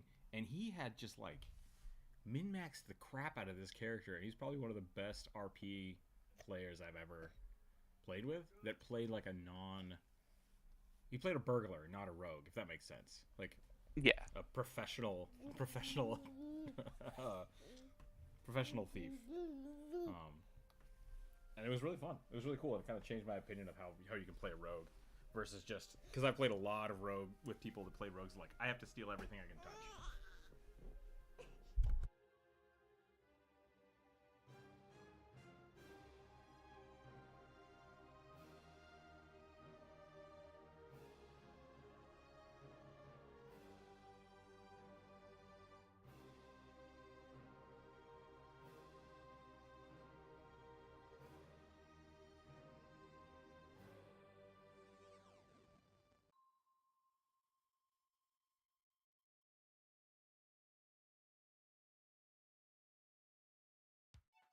But yeah, that's my little gripe with the rogue. Was just the person it was really just the person ruined rogue for me. Because they played through the campaign as a GM before, and so they just like know all the ins and outs, and we're just doing the most optimal way to get through the first part of the quest. I'm just like, I hate this. So the person metagamed the entire experience out of your control. Yep. That I'm just like, sucks. Sorry, I missed that first part. That baby scream. oh, it's fine. It was. I mentioned before about the person I first ever played Pathfinder with. They were a GM, and they had ran the adventure path that we were running as a GM before. Gotcha. So they just like knew everything, and they were not doing the fun way of metagaming. Yeah. So they just like, let's do this, talk to this guy, and we'll be done with this. I'm just like, but The okay. The same guy I was talking about that played the rogue. What we did is we were running Rise of the Rune Lords, and we would trade off DM every week. So like basically everybody knew what was happening, which I really liked, because it really got rid of that feeling of like competition between each other, and it was just us having fun, and like we all kind of knew the story, and we knew what was going on, and we were all just experiencing it differently. It's like rewatching an old movie with your friends, which was really cool. Mm-hmm. It's a different experience than a lot of the stuff I do nowadays. Kid, you need to take a nap. You are just bursting. Yeah. So many emotions. Yes, I see it. No, you need to go to bed. A buckler rogue definitely sounds interesting, though. What's that? You said that you like used a buckler, and I said that sounds really interesting. Yeah. Yeah, he was a professional treasure hunter. That's what his character was. And so he was really... There were turns where he would just like... He would position himself and then like duck or take defensive actions, and because he didn't want to stealth. And yeah, he did a lot of really cool things that I didn't normally see from rogue players. Currently doing a bow fighter for the dragon archetype, the Wrath of the Righteous. Nice, fun. Yeah, dragon fighter is really strong. And Elliot, you asked if there are still archetypes. Yes, there are archetypes. The way they work now is essentially they unlock more class features you can take. Yeah, they're more akin to like one of these prestige classes, sort of. Which is just, it's with like, less... hey, I'm playing a specific type of fighter. I'd want to blend a little bit towards this other class, or like specialize really heavily in one thing. And they're like, yeah, cool. Mm-hmm. Here's some extra feats you can do that would make that happen. And what they do is they lock you into it. They're like, if you start doing this, you can't stop doing it just to grab other feats. So it's more limiting to make it less min-maxy, which I think is great. Yeah. It's another level of balancing over anything else.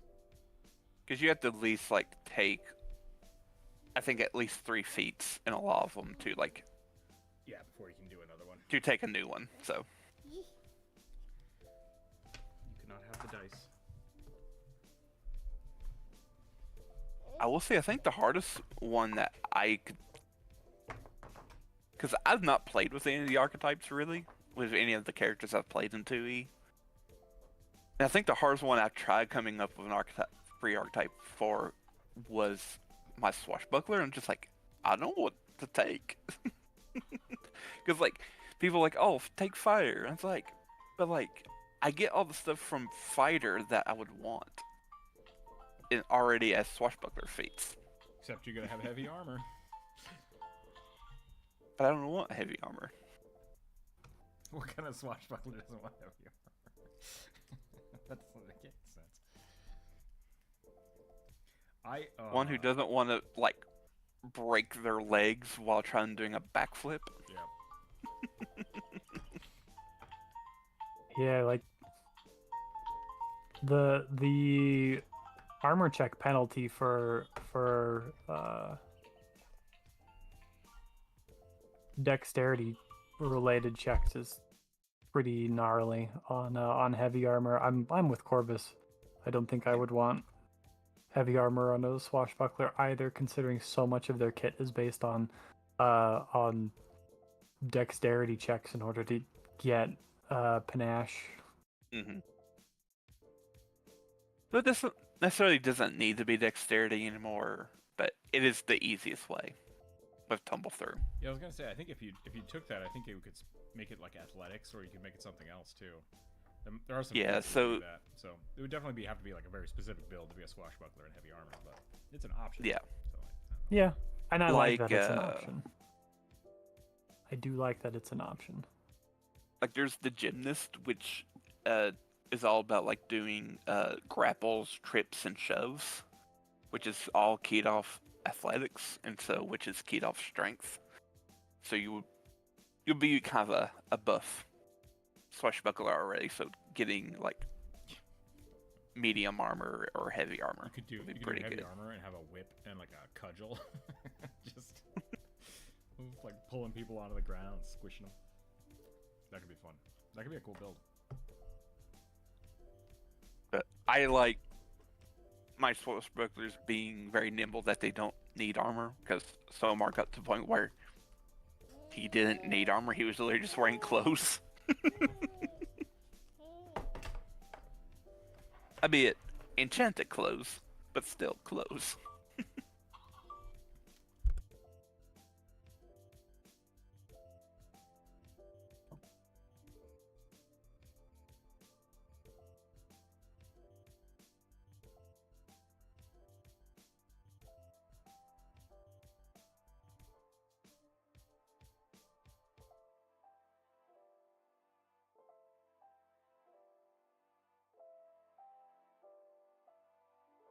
Oh no, I lied. I did use an archetype for one character, my monk, that played for one game.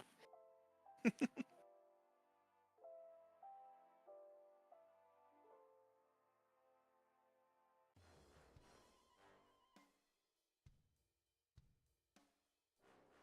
guess technically 2 games.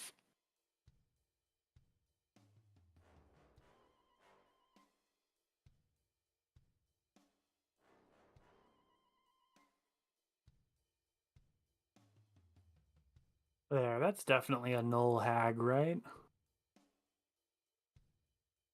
Looks good to me.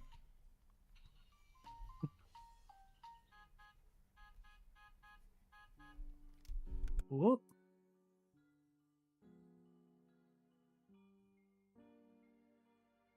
Probably would be like a Lamashtu witch. Yeah, which could be a lot of fun. I think that's it. That would be a fun build to play. I think I got one more. I mean, it's almost 1:30 here. How you doing, Druid? I'm doing okay. I could probably get a sketch out in the time you do one more. Yeah, let's see what we got. I rolled a 10. Oh, that's one you just did. Yep. Delete that. So now it's a Living Witch's Hex Bag Familiar. Living Witch's Hex Bag Familiar. Okay, I think it's how I'm going to read that. So, bag of devouring, essentially.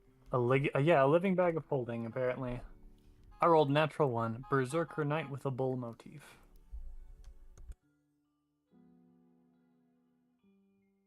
Well, I read that and I was like, my brain went to 2 different directions. Like, do you mean like just like a barbarian knight, or do you mean like berserk knight, but with bull motif?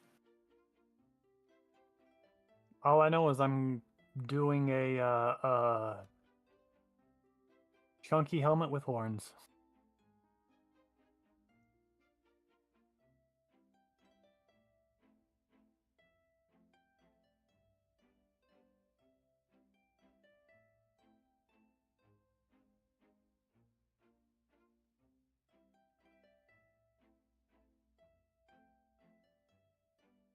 Goblin Slayer.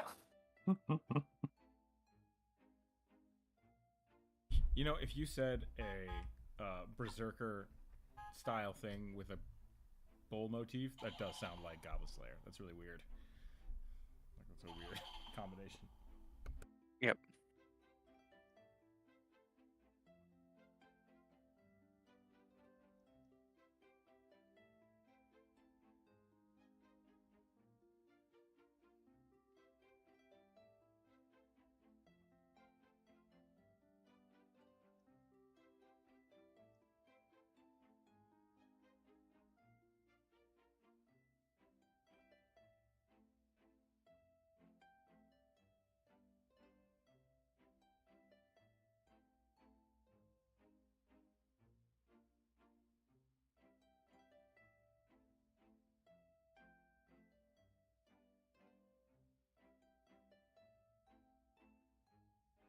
Don't want to just copy the Goblin Slayer helmet, as cool as it is.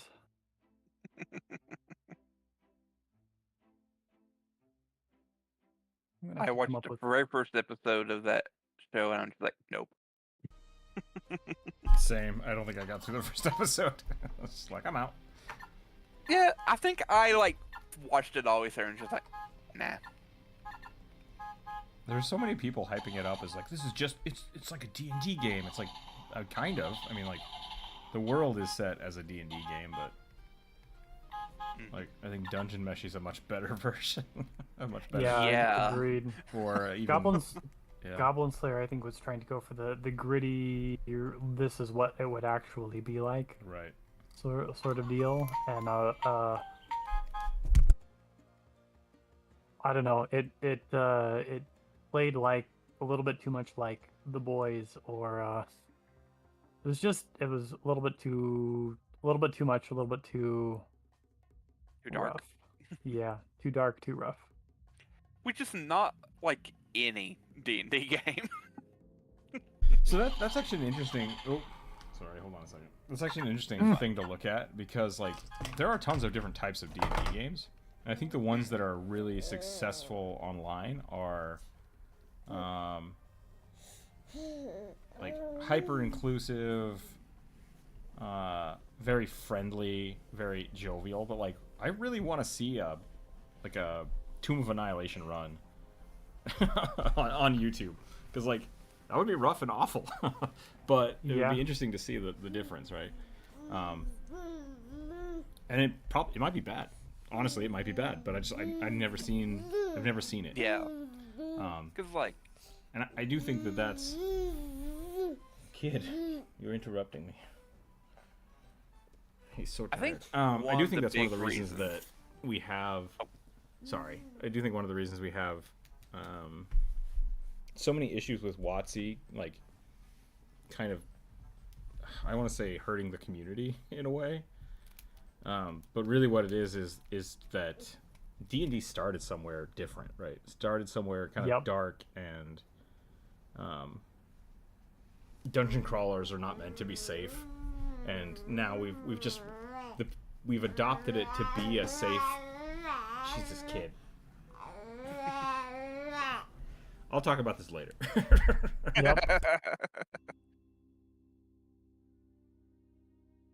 I think part of the thing, at least now, we don't see it a lot, is, I think, because like D&D and Pathfinder is, I feel, still very popular in America, and it's pretty dark out there, and I don't think people want that in their games necessarily, for their escapism. Yeah, and that's kind of what I was getting at. Like, I'm not saying any of this is bad, right? Like, I know a lot of people are like, oh, D&D's gone woke. It's like, it's okay. Like, D&D can totally do that. That's the beauty of D&D. Like, it can be a safe space. It can be a place to have fun, because it is escapism for a lot of people. And a lot of people don't want more trauma and baggage drug around in their games. Yeah. And that's totally fine. And, because Paizo's been doing it a lot, in, like, at least in, like, the really dark stuff that was in Paizo is still there. It's just it's not like published in like the guidebooks. A lot of it would be like in the adventure paths. And so like it's because there's some pretty dark stuff in Paizo, and it's just right. And I think that's the other side of the coin, is that like that's why everyone expects D&D to be, like I said, a safe space for them. To like, I want to explore this character or this aspect of a thing. And it's like, that's totally legitimate and a way to do that, but it's not the only way you can play D&D. Yeah. And like D&D can be very much about it can be a combat game, essentially. Like it can be a Call of Duty. Yep. It can be a tactics game. It can be a way to examine social constructs and what's the thing I'm trying to find that I hate? Political intrigue. Like, all of those things are great. And all those things can have touchy subjects. And so you just have to know what you're doing. Kid, you cannot play with that. No.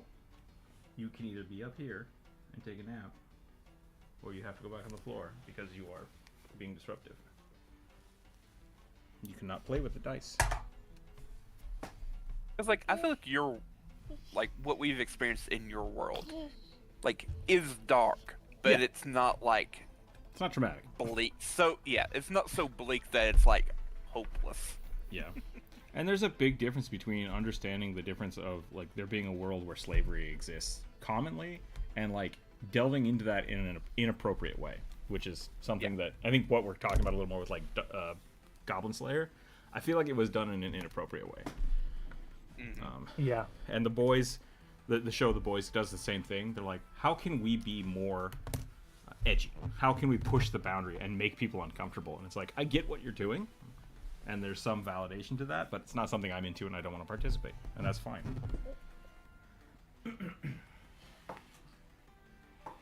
So, yeah, I stop policing people playing D&D, but also, as a DM, it's your responsibility to make sure everybody at your table is comfortable. Yep. Those are all... Also, people on Reddit, let people play D&D how they want. Yeah. It's not your game. You're not at the table, so you don't get to say how the game is run. I don't know if I'm going to be able to finish this try. We'll find out. Yep. The kid is doom spiraling here. Just like he wants to fall asleep, but he doesn't want to fall asleep, and so he keeps flinging himself. If I can get him to pass out, I'll keep drawing. But yeah, it's fine. Mm-hmm. How do I make this look like an intelligent bag? Should I give it an eyeball? I think the bag of holding has a face, doesn't it? It does.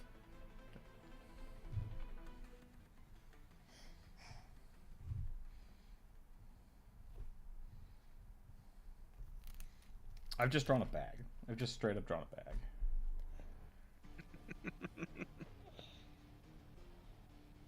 Bagman. Garth Evans' writing in general, the man turns everything he touches into power, is horrible, i.e. the boys.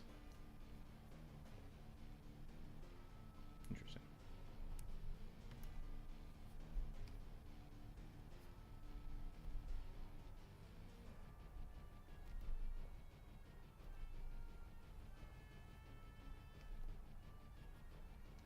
Yeah, the power.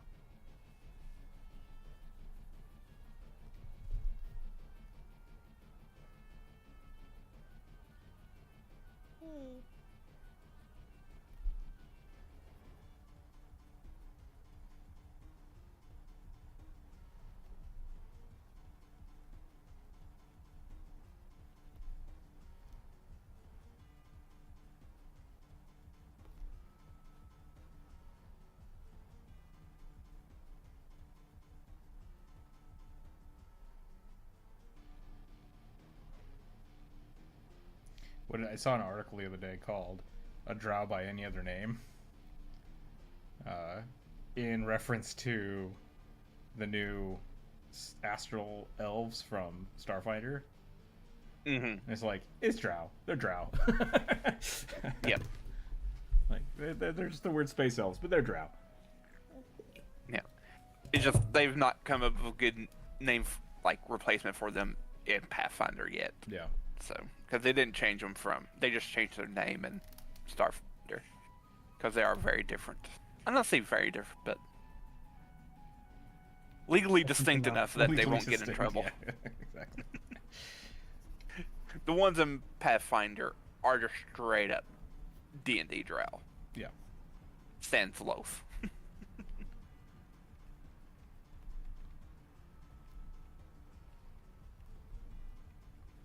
I mean, we keep singing the praises of Pathfinder, which I no, hear me out. No, it's funny. I have openly admitted to being a Paizo simp. Yep, which is fine. Continue. And I love Pathfinder, so yeah, like I get it.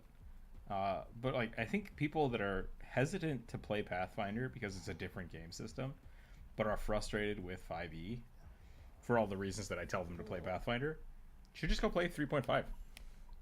Like, yeah. go try it out. Like, it's fun. It's really similar. All the names and characters and races and classes are pretty much the same, but it plays different. And I think second edition Pathfinder is a good extension of that. but oop, my power is flickering. That would be bad. Let me know if the internet dies. So yeah, so if you're scared to try Pathfinder because you're, a 5e fanboy, go play 3.5 because Pathfinder First Edition was just 3.5. Word. Extension because people didn't like 4th edition. Yeah. So they made their own thing. I mean, that's an oversimplification of what actually happened, but that's the easiest way to look at it. Yeah. And like some of the people at Paizo worked, at least in like first edition Paizo, worked with D and like WotC before. Yeah, I mean they're basically the reason that the OGL exists the way it does. Because they're like, hey, we made all this stuff. We want to continue it. We're gonna take the stuff that we made and make a new company with it. And that's what Paizo is. Yeah. Paizo was the 3.5 guys. When it started.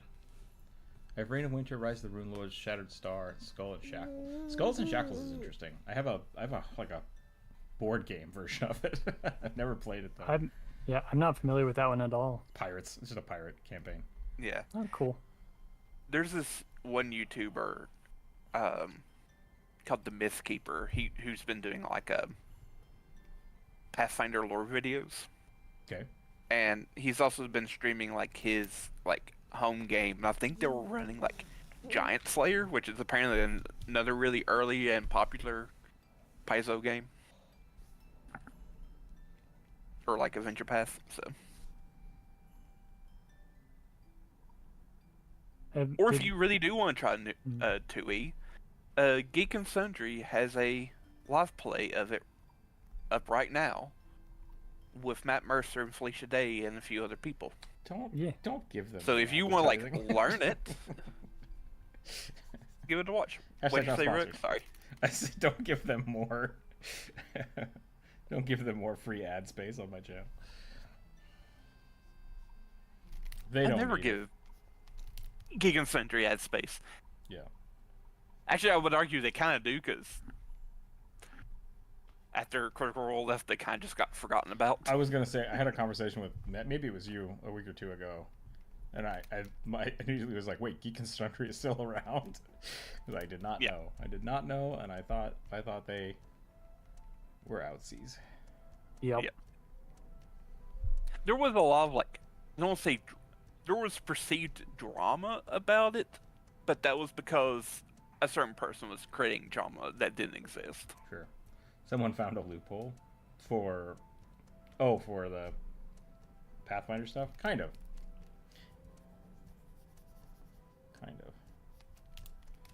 Because what Paizo was before it started making its own games was a magazine company for WotC.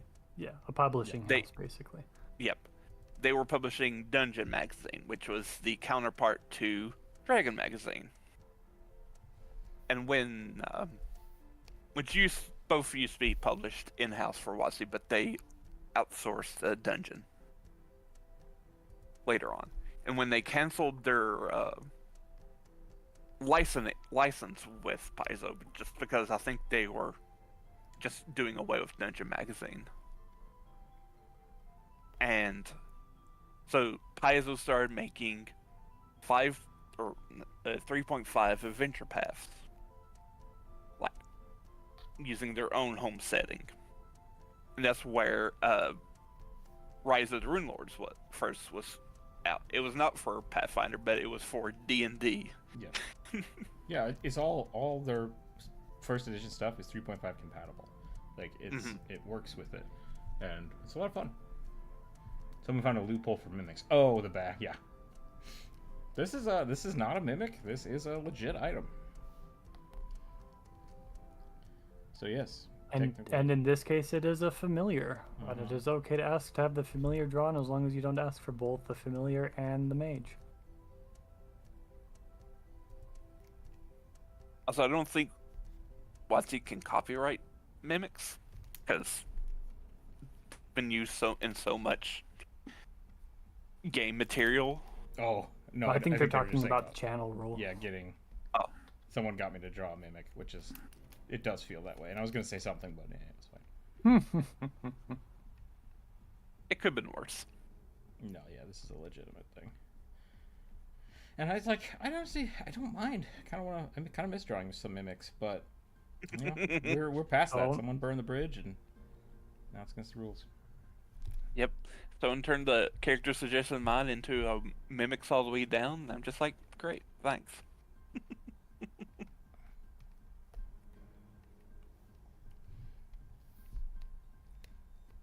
I remember that day very well because I suggested a goblin cleric. It was being drawn. Someone said like make it like Santa Claus, and then That's right. Santa Claus's beard turned into a mimic that was like, Full of mice. and yep, the party got turned into mice. So it's just like, what's happening here? Yeah, I don't take viewer suggestions anymore like that either. Like during the stream, because that was also just like stream of conscious bananas. It was a lot. So a lot of times when people are like, "Oh, you should do this," I just ignore it. just ignore it. Those were the dark days. Yep, the dark days. I like the system you've got set up for us better now. Yeah, it took a while. Or now better.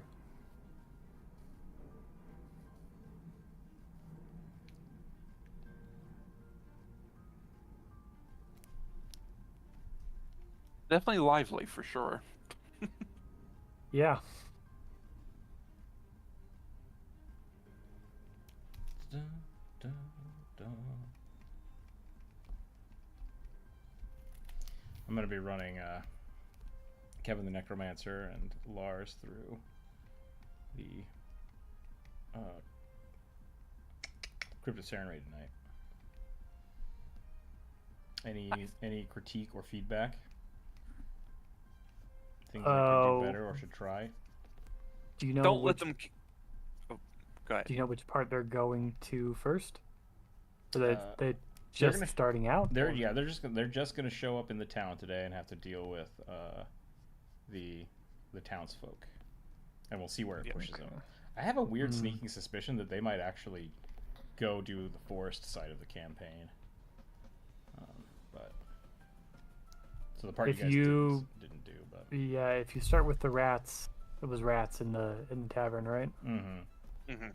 Yeah, if you start with that, I can see that happening. I'm not sure what to tell you because I've never played with any of your other table, and I know that our table and that table play very different games. So, Other than jump rope. one of them is playing a raccoon fighter. One of them is playing. Oh, they're a fighter. That's awesome. Yeah. I think they're trying to make Rocket Raccoon, but that's okay. I kind of do hope they do the force stuff so you could give us the juicy details about it. Yeah. Oh, the boy's asleep. Thank the makers. you can't tell us about that yet. We might still have to go through the forest. Yeah, you guys actually do have to go through the forest, so we'll see what happens. But Yeah, but I have FOMO. I also kind of want to do the force stuff. I mean, we could do that too if you want. I could just put that in a different campaign sometime. That's a really fun campaign. I wrote that part of the campaign for a different friend. So it can be a standalone thing. The difference being that essentially, like, if we wanted to do that, it would need to be a campaign based around somebody who has some kind of curse or lycanthropy. And so that way, it's a good addition because it's something that can be tacked on to any campaign in the area, so long as somebody gets infected, right? So, Yeah. I like it. Alexander, hey, second thanks to the items I got in the mail. Yeah, no problem. I'm glad you like them. The only weird thing about that, Alexander, is like I think that's like 3 or 4 months old, so you might actually have a second package coming. I'm not sure. The picture you posted, I'm like, I sent those a long time ago. So I don't know. I got the one from last month, and I lost them. I don't know where I put them. Just lost They're around here somewhere. Okay. Next time I'll send you more of the same ones. It's like I got in the mail. I was like, oh, Rick stickers came in today, and just I vanished. set them down somewhere, and poof, gone. The gremlins stole them. Let me see. Hold on a second. I know I sent somebody.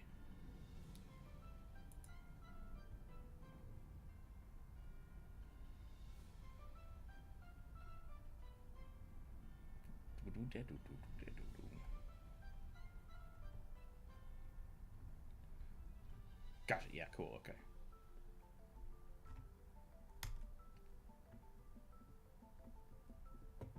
No, that might have been the right one. That might have been the right one. I think we're okay.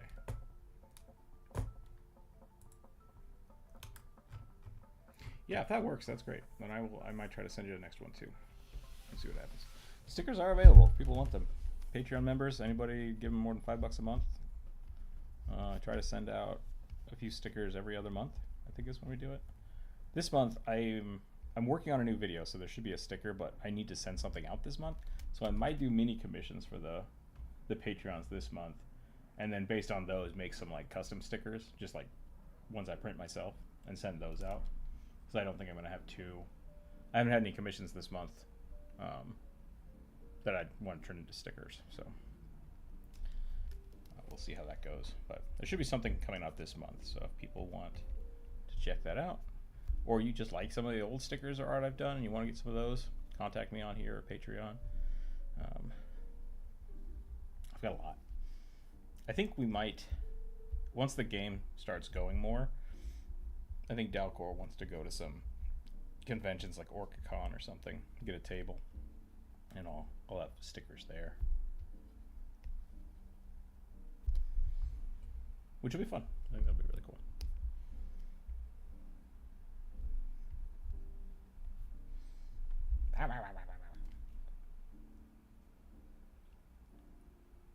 That looks better than I originally thought of the night. Nice. Oh, good job. glad you liked it.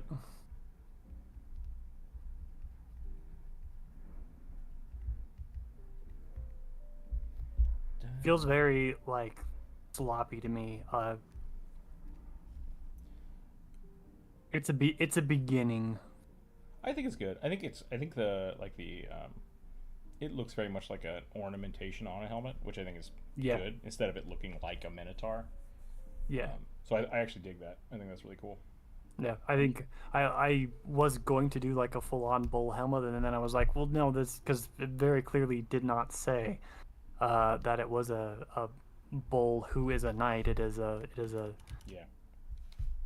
rager knight whose armor is bull themed. So I think that's cool.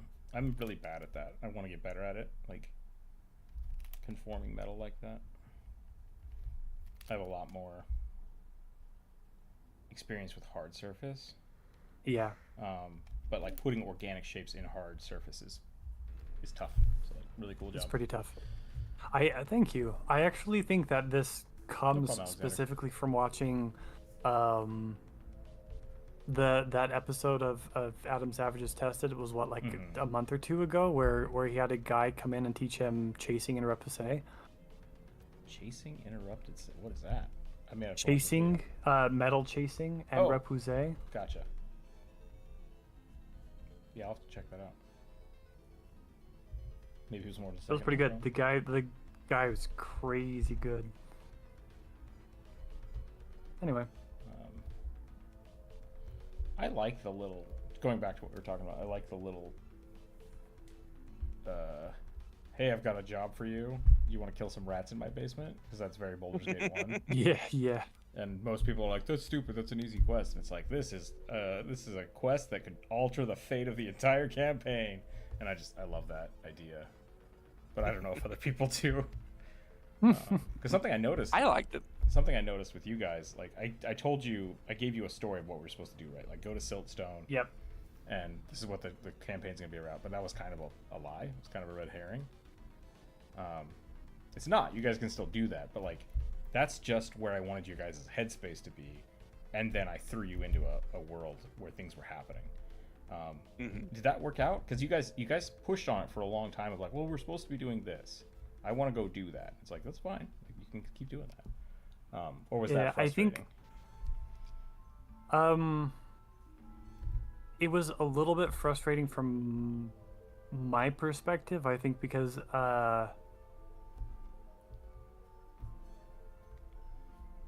it's not exactly that I built my character with the intention of going to Siltstone and pursuing that specific quest, because we didn't really know what all that specific quest was about.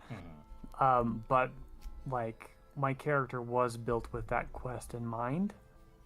And so it felt a little bit like having the rug pulled out from under me to be like, actually all this stuff is happening here. So, I don't know. It did feel very much like fate is conspiring to prevent us from doing the thing we're supposed to be doing. Yeah. And I that was not my intent. So okay, good. That's good information. Yeah. I very much, like on the other hand, I very much like the way that it's very clearly shows that shit's happening all over the world, or all over this part of the world. And by the end, when we get to see that it's all connected, because of the map you gave us, it kind of has a bit of a payoff. So I don't actually know that I'd change anything. Just maybe be aware that it's frustrating, especially if you've got somebody who has more information than we did and purpose built their character for the other campaign. Yeah, and I'm not a big fan of doing that per se. Yeah. Like, case in point, like Burning very much built their first character because of what I told them we were going to be doing, right? Like, yeah, hey, this is going to be a dive into Saren Ray stuff. He's like, yep, I'm going to make a palette into that. It's going to be great. And then he's like, this isn't fun. It's like, yeah, that's not really my intent for this campaign. So I'm not a big fan of people making their characters specifically for the campaign itself, which is why I was so vague about the description. Yeah. It's like, hey, it's going to be undead. It's going to be dragons. Like, I tried to keep it vague enough that I didn't want you guys to like really get pigeonholed into something. Yeah. So, I will say that I think Pathfinder, like, I think we went into the start of your campaign the way you, or most of us did, went into it the way we would go into a 5e campaign. And I think I've said it before in here, but fundamentally, like if you take away all of the rules, the difference between 5e and Pathfinder is Pathfinder, you're a group of people who has to work together, and 5e is you're a bunch of individuals who are all heroes in your own right. Sure. So I think 5e, it's more important to have a purpose-built character. And Pathfinder, generally, I think things will work out as long as you work with the team.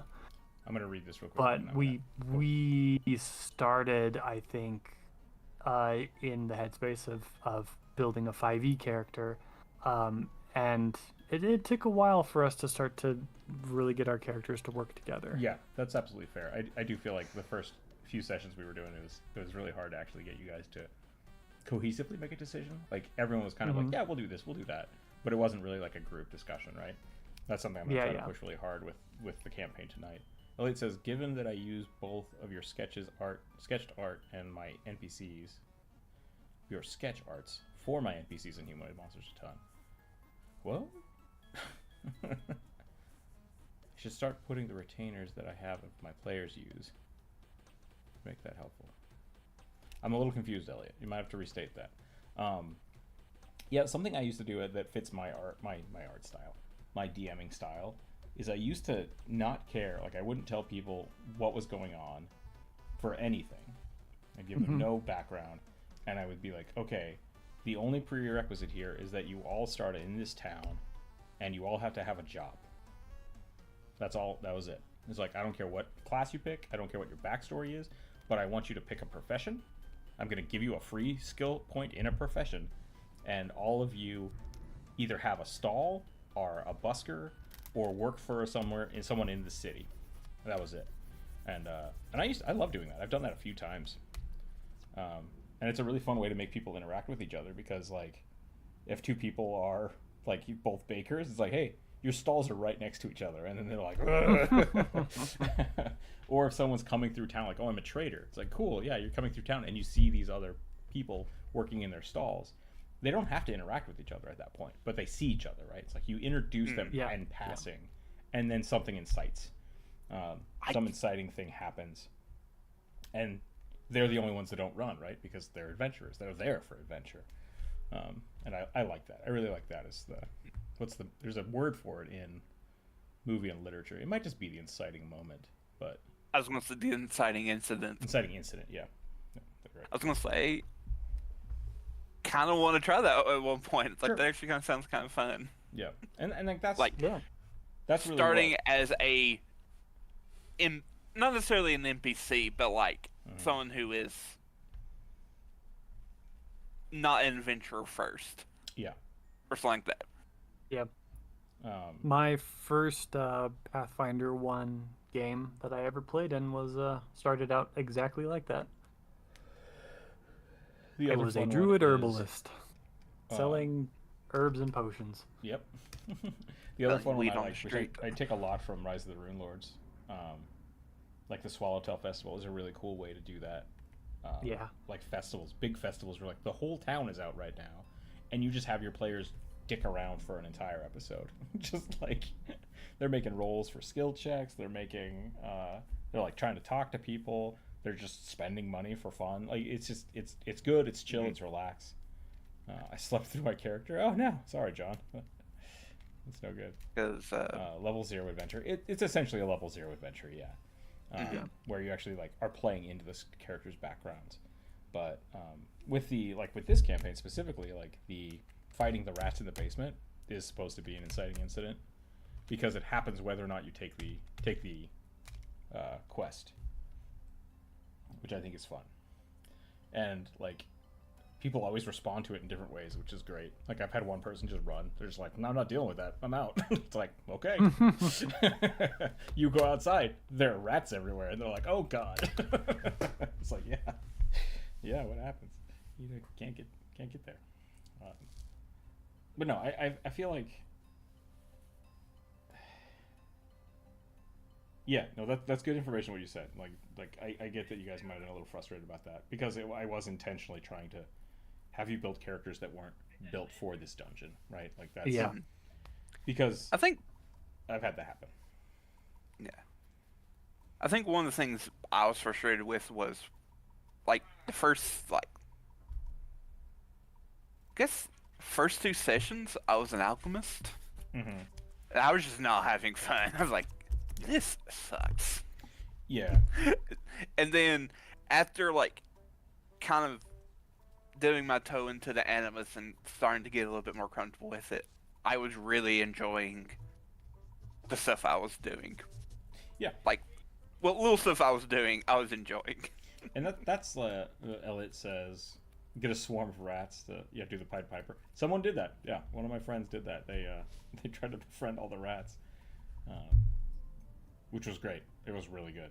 And if you ever play that campaign, not a bad choice. What you were saying was switching like halfway. That's the other really cool thing about doing that. Like you're a level 1 whatever, or you're a level 0 and you're just a baker, and then you start playing it and you're like, yeah, I'm a fighter, but like that's not fun. It's like, yeah, then switch. Like just because you attacked those goblins with a big axe, turns out you're also a wizard. Like just switch it up right now. Keep the same character, because then you have the introduction of like, yeah, I showed up at this town and I was an alchemist, and then all of a sudden it's like, but using a sword has become more useful to me, right? Or I can now talk to ghosts. I was an alchemist until 5 minutes ago, and I'm abandoning that to talk to ghosts. Because I think the character is more important than the skills you're using, right? Like than the stats. Yeah. So I'm totally fine with that kind of stuff, and that's why it's good to have the session 0 campaigns. Yeah. But yeah, like especially it was really funny because you being an alchemist, that was the other side of the story that I told for one of my friends was he wanted to be someone who was a werewolf but didn't know he was a werewolf. In the aspect that he was born or cursed, whatever, as a child, and this guy kept giving me alchemical potions to suppress it, and that guy died, and so this guy's going on a quest to find a cure, right?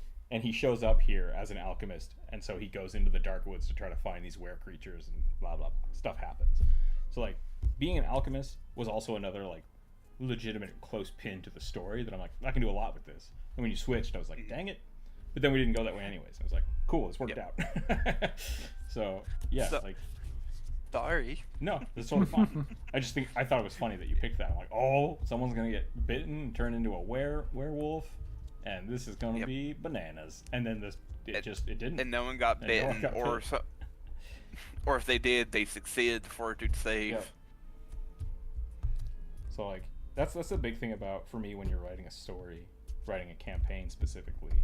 It's like plan for many things, but don't get stuck if they don't happen, right? Like it's totally fine to just pivot. And so that was a big thing. You guys could have the biggest thing that could have screwed up my plans for doing that dungeon would have been you guys just being like, we're gonna walk. It's like, what? It's like, yeah, we don't need a horse and cart, right? Like there's goblins in the woods. It's like, I don't give a shit, I'm just gonna walk. And it's like, okay, right? Like, that was totally legitimate, and that was totally a thing that could have happened, and I would have been fine with it. And so to bring things around, like the quest that I put you guys on, right? Like there's a weird random cave up in Siltstone that just opened up that people are trying to explore, and people keep disappearing in, right? That was the inciting adventure for this campaign, and then people came back to Old Town, and then went in the crypt. So I'm telling this story backwards from how I did it originally, because I think it's more fun. But yeah, so like that adventure is still there, and we'll be excited to see what happens. But yeah, I really like DMing. I really like storytelling. And I like retelling stories that like I've told before. So I'm always excited to do that. Maybe when the boy is not screaming mode all the time, we can finally get a Patreon game going, but we'll have to see what happens. It is now 2:00. I think I am done for the day. Yep. I'm toasted. Yep. I'm going to probably call it here on stream. I'm going to see if I can put the boy down because he is asleep. And then I will be back, and I will maybe work on either the next video art in Discord, or I'm going to work on the game. So we'll probably do that. So if people want to hang out in the chat, you're very welcome to. But as for the live stream, we're going to call it here. Thanks for all your suggestions today. Thanks for hanging out with me, Druid and Corvus. Yeah. That's all I got. We'll be back on Friday. Stay happy, everybody. Stay happy, stay healthy, keep your dice on the table. We'll catch everybody next time. Bye. Bye. Oh, I just opened up Photoshop instead of turning off OBS. That's not good.